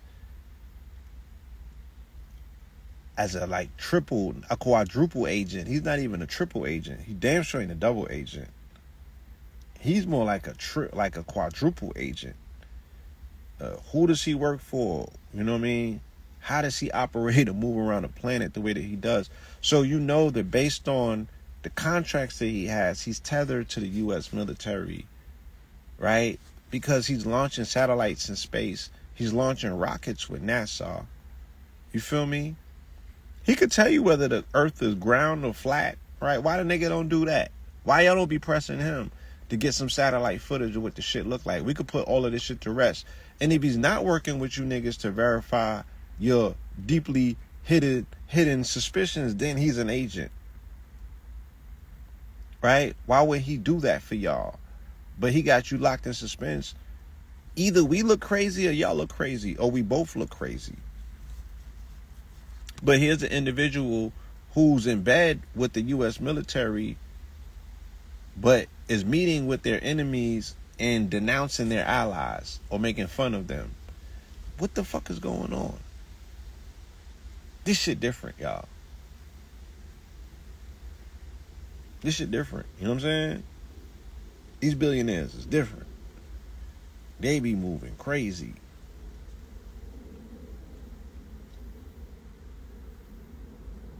Right? And nothing is as it seems to be anymore. That's really what's going on.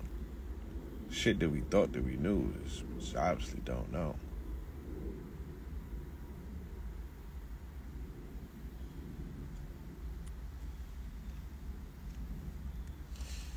Right? U.S. military's weighty challenge, skinny fat recruits. You feel me? You know, there's like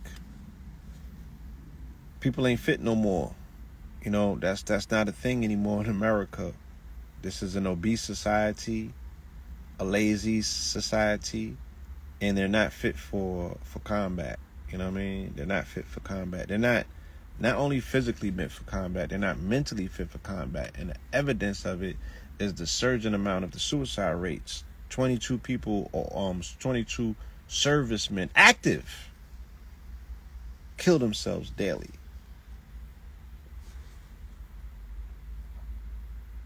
Yeah, listen to the Secret of Light audiobook. It's free. And there's a PDF floating around online that's free too. You don't have to buy the $50 or $300 unless you want a physical copy to put in your library. But you can listen to it on audio. You know what I'm saying? So you can stop, take notes, go back to it. You know what I mean? And they got some audio books online that are animated, and they have his illustrations in there. That was dope. I learned a lot quicker that way. So I recommend that. If you're asking for a recommendation, I would recommend that because it's so much easier. The Army says it is at a soldier's belly button, which is easy to find but kind of high. Okay, the Pentagon hasn't been able to decide where a person's waist is.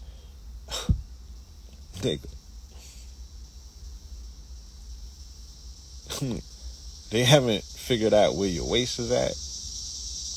The Army says it's at the belly button, right? The Navy says it's at the iliac crest, which makes sense if one has heard of an iliac before. The Air Force and Space Force says it's between the lowest rib and the top of the hip bone. And the Marine Corps, when measuring female Marines, uses a intricate formula that for some reason takes into account the sternum. So our society, shout out to my brother Corey, right? The H Factor, you just tapped in. I'll give you some backstory to where we at with this article that I'm sifting through right now. This is dealing with the military and their recruiting issues. They have a weight problem because, culturally America is overweight, right? We don't have the discipline necessary to monitor our own proclivities to eat ourselves to death, right? We're a society that lacks discipline in every facet. Sexual discipline, eating discipline, running at the mouth, right? We just do the most out here. So they have issues recruiting, right? And it's not just physical health, it's mental health. And as evidence that they have a mental health crisis is how many people are killing themselves that are active military members. It's 22 members daily. Servicemen are committing suicide. So there's a mental health epidemic that has leached into the military. But because America is so undisciplined when it comes to its own weight, you know what I'm saying? They are having issues recruiting, and they're having issues. They have to move the metric on how to measure belly fat in order to cheat, to slip recruits in, because if they're operating with standard metrics, then nobody's going to pass the test because, you know what I mean? Fitness is no longer a thing in America, right? Overindulgences, being sloppy, you know, having no discipline, doing the most for whatever. That's where we at. You know what I mean? So we got to get it together. You know, especially if we want to compete. Department of Homeland Security targets, partners with targets, right, to announce major policy changes, okay, as they target national shoplifting syndicate rings, right? Boosters going wild, right? Boosters going wild. So, as I was driving here just now, I was passing a construction site here in Atlanta, and the entire construction site is ran by what I would surmise to be domestic workers, right? And I'm making an assumption based on my observation that I'm looking at these individuals, mainly of which are Hispanic, for lack of a better term, and I'm saying, yo, they look like immigrant workers, and that all of that sounds dirty, right? I'm sounding like I don't even like those words. I gotta find another terminology to use because I'm sounding like them folks, them people when they start classifying people. So, immigrant workers, right? For lack of a better term. So I've been seeing them build this complex for over 8 months, maybe, right? Definitely since last year. So it was probably even longer than 8 months because we are in the 10th month. So I might have started seeing them build it for about a year. And they're almost finished now. And they did some amazing work, right? And today, I passed by there and I seen their women working there. Now, I only seen the men building the structure, right? And they, like I said, did an amazing job. And they did it in a good amount of time in terms of the intensive labor, because I was driving by there every day and looking at them. You know what I'm saying? And looking at how they was leveling up their structures. And I was like, damn, they work at a rapid pace and they work together and they work effective. And I'll be damned. Now I'm seeing their women's working there. And the women's was doing the landscaping. They was beautifying the front of the establishment. I want to almost drive up on this shit and show y'all it. You know what I'm saying? And they had the women working there. And I was like, damn, yo, they got their whole family out this motherfucker. None of them really got papers. But I'll be damned if they don't get to this country and they get to work. These are some working people. And the women reward the men by multiplying their progeny, right? They got hella kids. They used to be us in the 20s and the 30s and the 40s when our men were working in factories, and we had a love for labor, even though we had to fight through discrimination and all sorts of other shit. We still worked. We took pride in putting in our work. We were blue collar, laced our boots up and got to work. We not them people no more. You know what I'm saying? Our flex is fucking selling drugs, and we the little niggas on the totem pole even when it comes to that. Cause you ain't the plug. You ain't the big homie. You're a fucking worker. You're a runner. You're the nigga at the bottom of the toilet to get shitted on at that. Because you get the most amount of times for being a nickel and dimer. You're not even a boss. So, These niggas is the bosses with that too, right?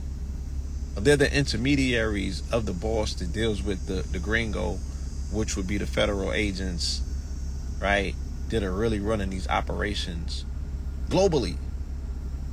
So back to housing, right? So I'm looking at their women's now, getting a check, putting in work diligently. You know what I'm saying? I'm like, look at this shit. Like they out here doing the most. You feel me? For a check. They're building housing, nigga. I'm like, what do black people need more than housing? Because we are all being impacted by gentrification. So I'm like, why are we not building shit? Why are we not building shit for one another? Or why are we not using building as a model to create bread? Because there's a housing shortage in this country, and then damn sure is like there's a rent issue. Like, who's gonna make a situation that's equitable to us where we can pay rent that we consider to be fair? Nobody's gonna build that for you and put you in position. You got all these niggas online because of this financial literacy boom, and none of these niggas is motherfucking, making affordable housing one of the mainstays of their issue. They flexing the Lambos and the this, that, and the other. I'm like, nigga, get you a fucking unit. Buy these. They got abandoned hotels out here. They got abandoned hospitals out here. Convert something that we can build community around. We can bring in creatives and create. You can create a creative house, a creative building, 40, 50, 60 unit. I'm like, the Mexicans is the ones that's doing the building. And niggas are still turning their nose up to construction jobs. Why? Because they don't pay enough? I can't tell. Go on Buford Highway. All these niggas is driving clean. They driving clean. They got 7 and 8 people in their family, and nobody looks like they fucking hungry. So somebody's paying some sort of money that is equitable enough for them to afford a lifestyle here in this country. What type of bills you niggas got where you too good for a check? And you gonna work in fast food restaurants? I only see niggas in fast food restaurants. So if you gonna work in a fast food restaurant for $8, why wouldn't you work in constructions for $15 an hour?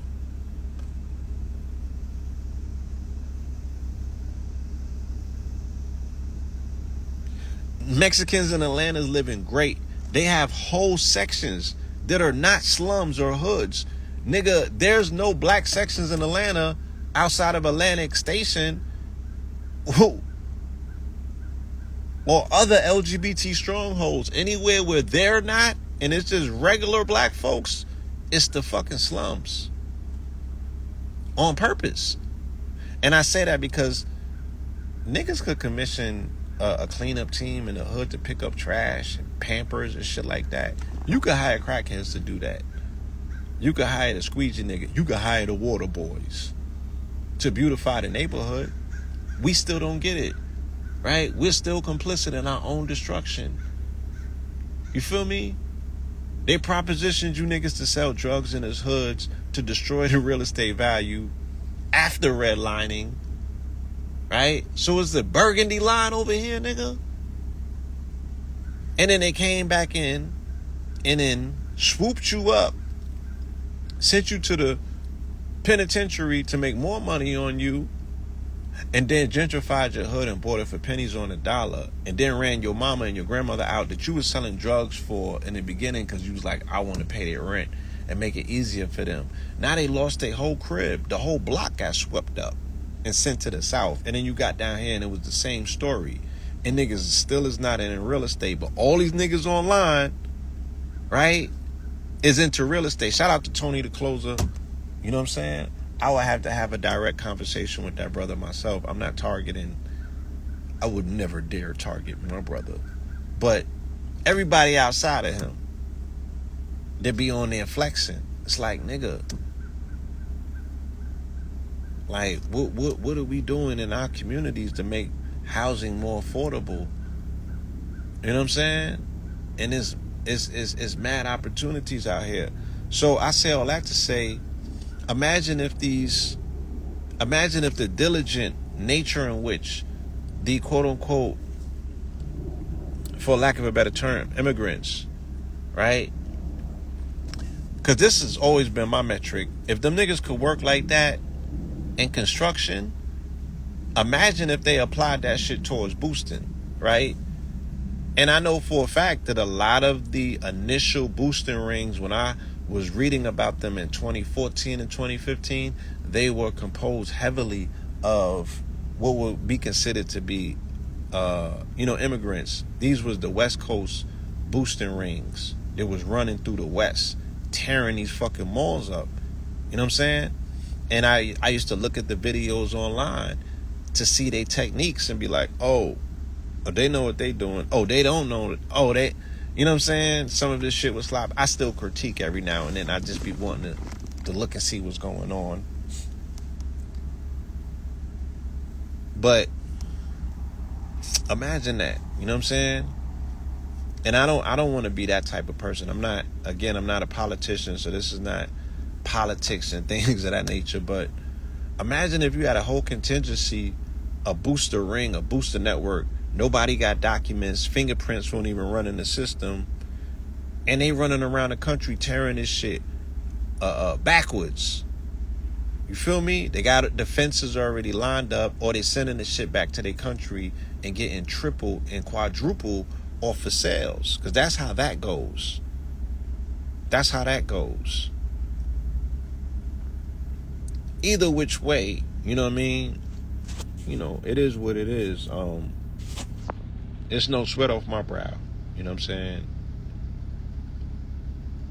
Retail reparations all the way. So, but that's totally different than, you know, the goofy shit we be seeing, like what we saw the other day in Philly when they was rioting and robbing the liquor store and stupid shit like that. You know what I'm saying? It's just no hope for niggas, not even in crime. Shit is just sad. Shit is just sad, bro.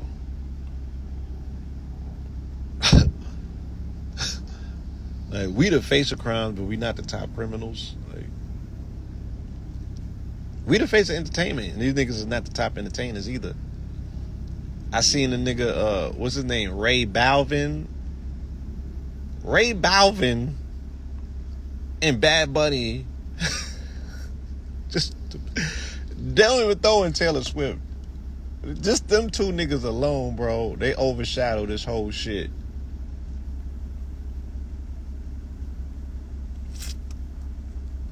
They come in. I mean, all right, so this was the thing. Like, they had put the brakes on boosting a long time ago when they came in with the high definition cameras, to stream. Because the thing is, like, look, when we was boosting, they was taping everything on VHS tapes. We know that if there wasn't an egregious crime committed on those tapes, they have to erase those tapes because they was using the same tapes. So after 2 weeks or 2 months, right, they're using the same tapes. My mans in them that's still in the business, they told me, they was like, yo, when they brought in them high definition cameras, they was like, boosting went federal, because now they started making federal cases on people that was crossing state lines with merch, and they was going from state to state to state to do shit. They would sit on your evidence for like 2 years. You feel me? They would compile evidence on you for almost 2 years, and then they would pop you, right? And niggas was getting popped, and they was showing them, 2 years worth of them boosting. And then they do whatever, flip you, make you take a plea or whatever, you know what I'm saying, or go for the big fish. But that's what they was doing a few years ago in the federal system, once they federalized boosting, once again, just to wash up niggas and cut them off from another.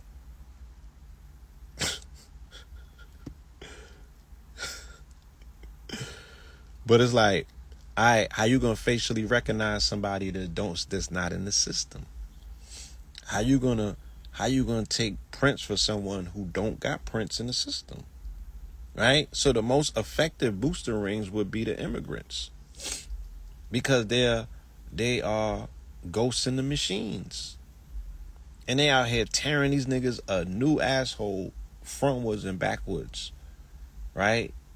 And they are boosting diapers. They're boosting Similac, right? Baby formula is a big thing. A big thing on the fence market. They're boosting perfumes, right? Our fence used to pay us $25 a bottle for Calvin Klein. Nigga. You feel me?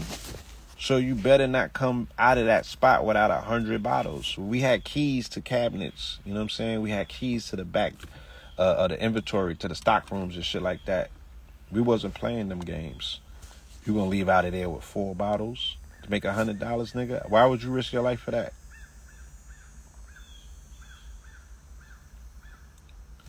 If we wasn't making $1,000 at least, nigga, it was a bad day. And then you was considered a failure. You feel me? Because why would you do anything for anything short of that, at least? Yeah. Screwdrivers to the cash register.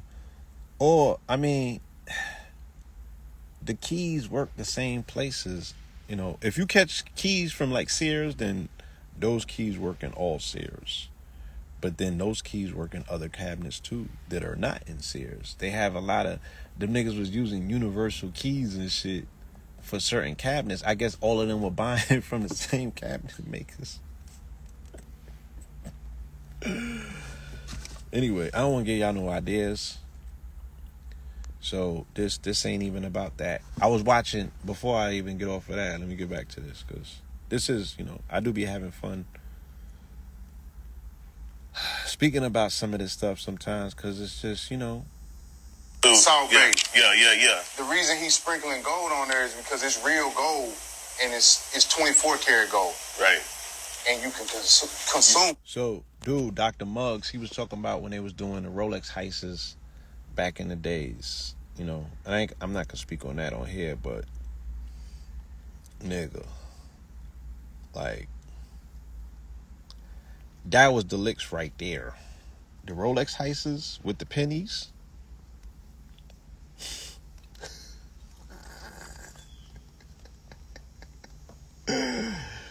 With a penny. A penny will get you a Rolex. I ain't gonna tell you how, but I'm gonna just leave it at that. A penny will get you a Rolex. Okay. Leave it alone. Whew.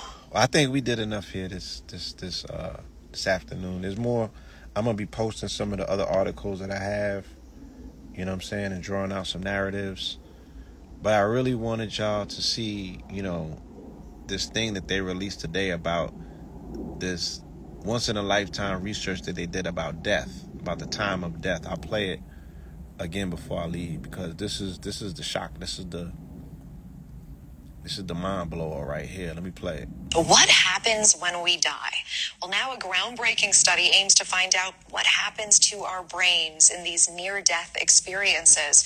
Researchers finding that nearly 40% of people in cardiac arrest showed signs of having memories, dreamlike experiences, or some type of perception.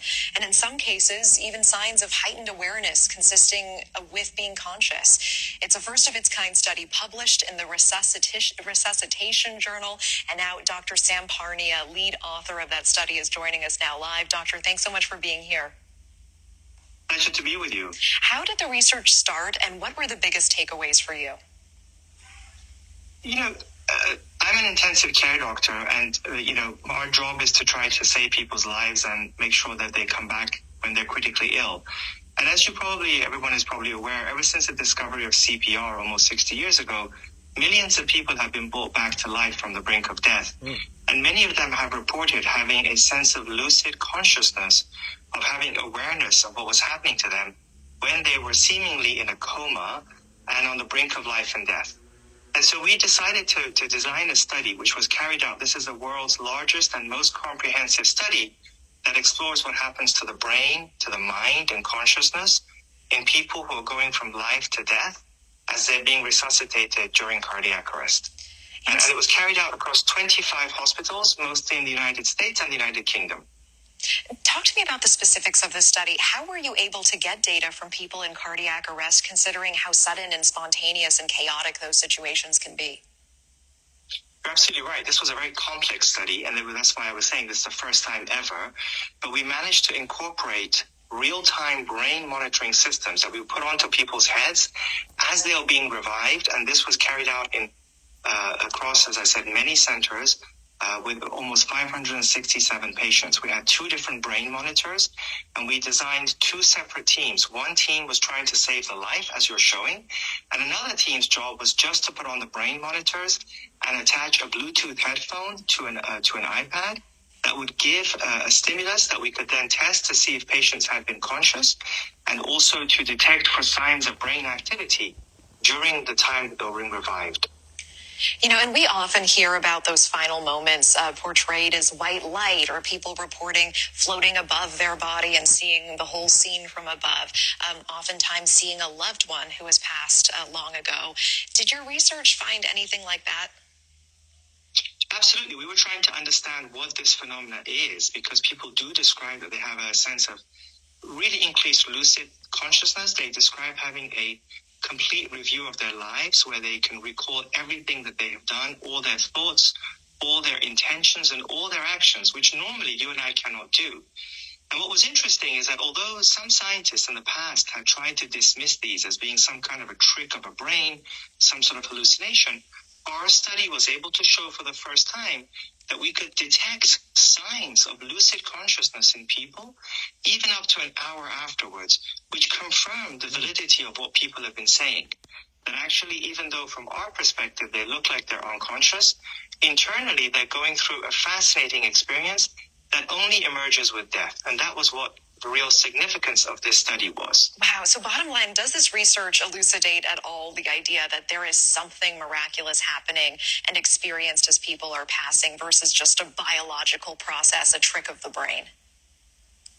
I think what this study shows is that there is a biological trigger that starts the experience, but that the experience is real. It's not a trick of the brain.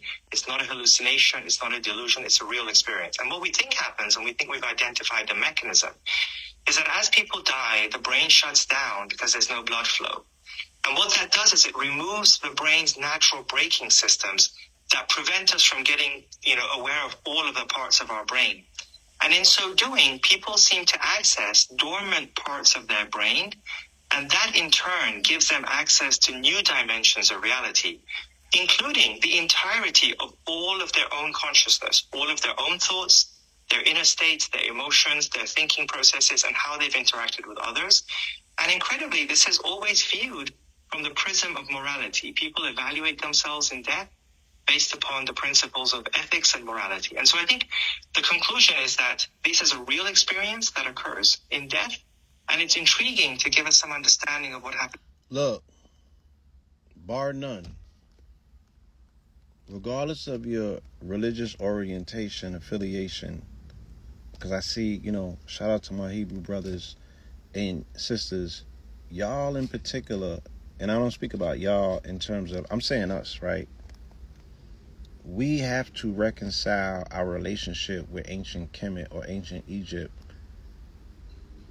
Just don't have contempt in your heart for it based on what you was taught about it because of the book, right?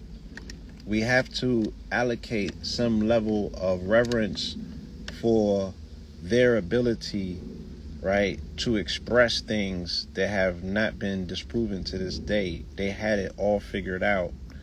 And there's not too much in religion that has taught us. It just reminded us about things that were taught prior to Abrahamic religions, because everyone was out here teaching, and they were teaching high level of information, high sciences.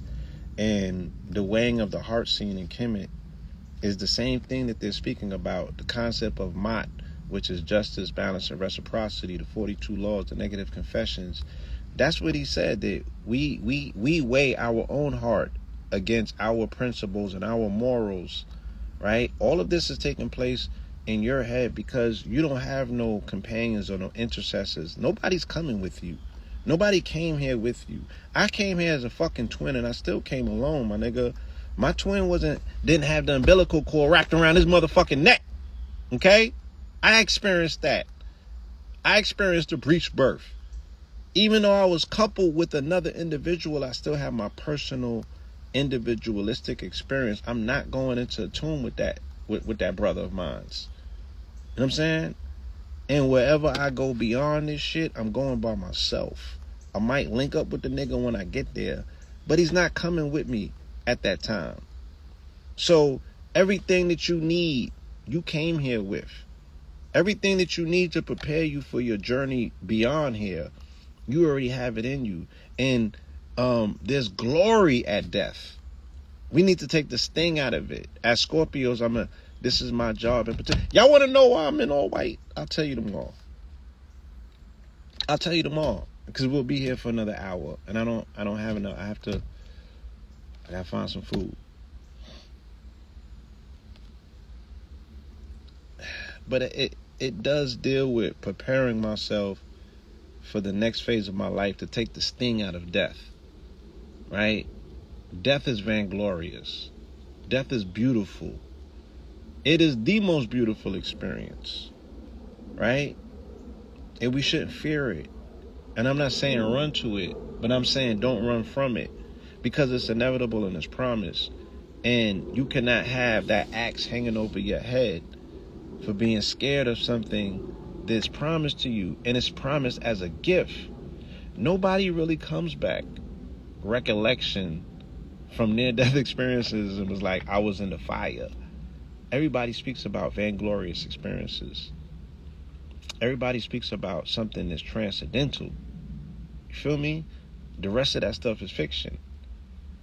And we can entertain fiction because we have the faculty in our brain to engage thought and imagination. That's a stream of consciousness that we engage in, right? And then there's another stream of consciousness, like I said, that's the knowing. It's the static part of you that knows all. It is the all-knowing. It's your immediate access to all things at all times, at any given time, right? That part of you that's God. And then there's a part of you that's man, that's the thinker, that's not the knower, that has to... It's the other side of you, it's your passenger and shit. You feel me? They will never know how to drive a car because you driving. But it can surmise what it takes to drive a car by observing you and asking questions. That's the part of your brain, or the part of your mind, because the mind and the brain are not the same, right? The mind is not in the brain. The brain is housing the electrical circuitry to what? To deliver the signals that are coming from that higher authority. And that higher authority, which is the mind, is connected to all mind, which is connected to consciousness, which is immortal, which is a stream of consciousness that is static. It don't move. It doesn't alter itself. It's always accessible. They like to call it like the Akashic records and things of that nature. These are the things. You feel me? So at the time of death, like that video explained, you get exposed and opened up to all of the truth, all of the mysteries, all of the magnificence of life, and you get prepared for the next chapter of life that you're about to go on, right? You're not gonna die. There is no death. There is only life. Only life in this universe. Death is super duper duper temporary to prepare the process for regeneration, to put you back into the pool of life. Okay? So you don't have nothing to fear. We need to eliminate fear so we can finally start living while we have this allotted time here on this plane of existence to make full use of time, right? And to leave a lasting legacy, right? And what you're down here doing is you're gathering memories, and you are returning those memories to the repository of the all source, because quote unquote, who we consider to be God, it is resting, but it's also elucidating or dreaming or hallucinating or thinking itself. It's doing that. It's engaging in the process of that which isn't necessary because it's already all knowing. But now it's giving itself an opportunity to pretend as if it don't know, just to get back to knowing. And that's what we're also doing. You know what I'm saying? That's what we're also doing. So yes, we have detachment because we miss loved ones who are no longer here, and we have been fed these concepts that they are, dead, and you know what I'm saying, they're not with us. They're with you. They're not necessarily quote unquote dead. They just passed the physical form, which means that they're all places at all times, all at once. So they're more with you now, minus the physical presence, than they were when they were physically with you. You know what I'm saying? We just have to remove the veils from our eyes and feel, look with your heart as opposed to the eyes that come out of your brain. The eyes that come out of your brain is only good for this physical world, right? But the eyes connected to your heart, those are the things that can guide you through your spiritual world. Those are the things that can, because through feeling, you are sentient beings. You know what I mean? You can feel these things. You can feel the presence of your parents. You can smell, right, with the oratory factor. You could smell the favorite scent of your mother. With auditory sense, you can hear the faint sound of one of your parents, like, oh shit, they was just there. What happened? Where they at? Feel it with your heart. Listen with your heart. Hear with your heart. That's the instrument that you can utilize to connect with them, not the brain. You know what I'm saying? So with that, man, I want to say thank you. I had so much fun on here this afternoon having this conversation with you guys and having the ability to express, the fullness of this convo and get all of this stuff out. It really helps me therapeutically to do this. So I'm saying thank you, you know what I'm saying? And I also think that I'm up here being a therapist and I'm doing something that may potentially help you. So it's it's not fair. It's equitable, it's reciprocated. You know what I'm saying? And it's a good use of time. You know what I mean? And I appreciate it. And I'm so very thankful. You know what I mean? And yes, that's about it. And with that, I want to say peace, love, and light. Until next time. Chill.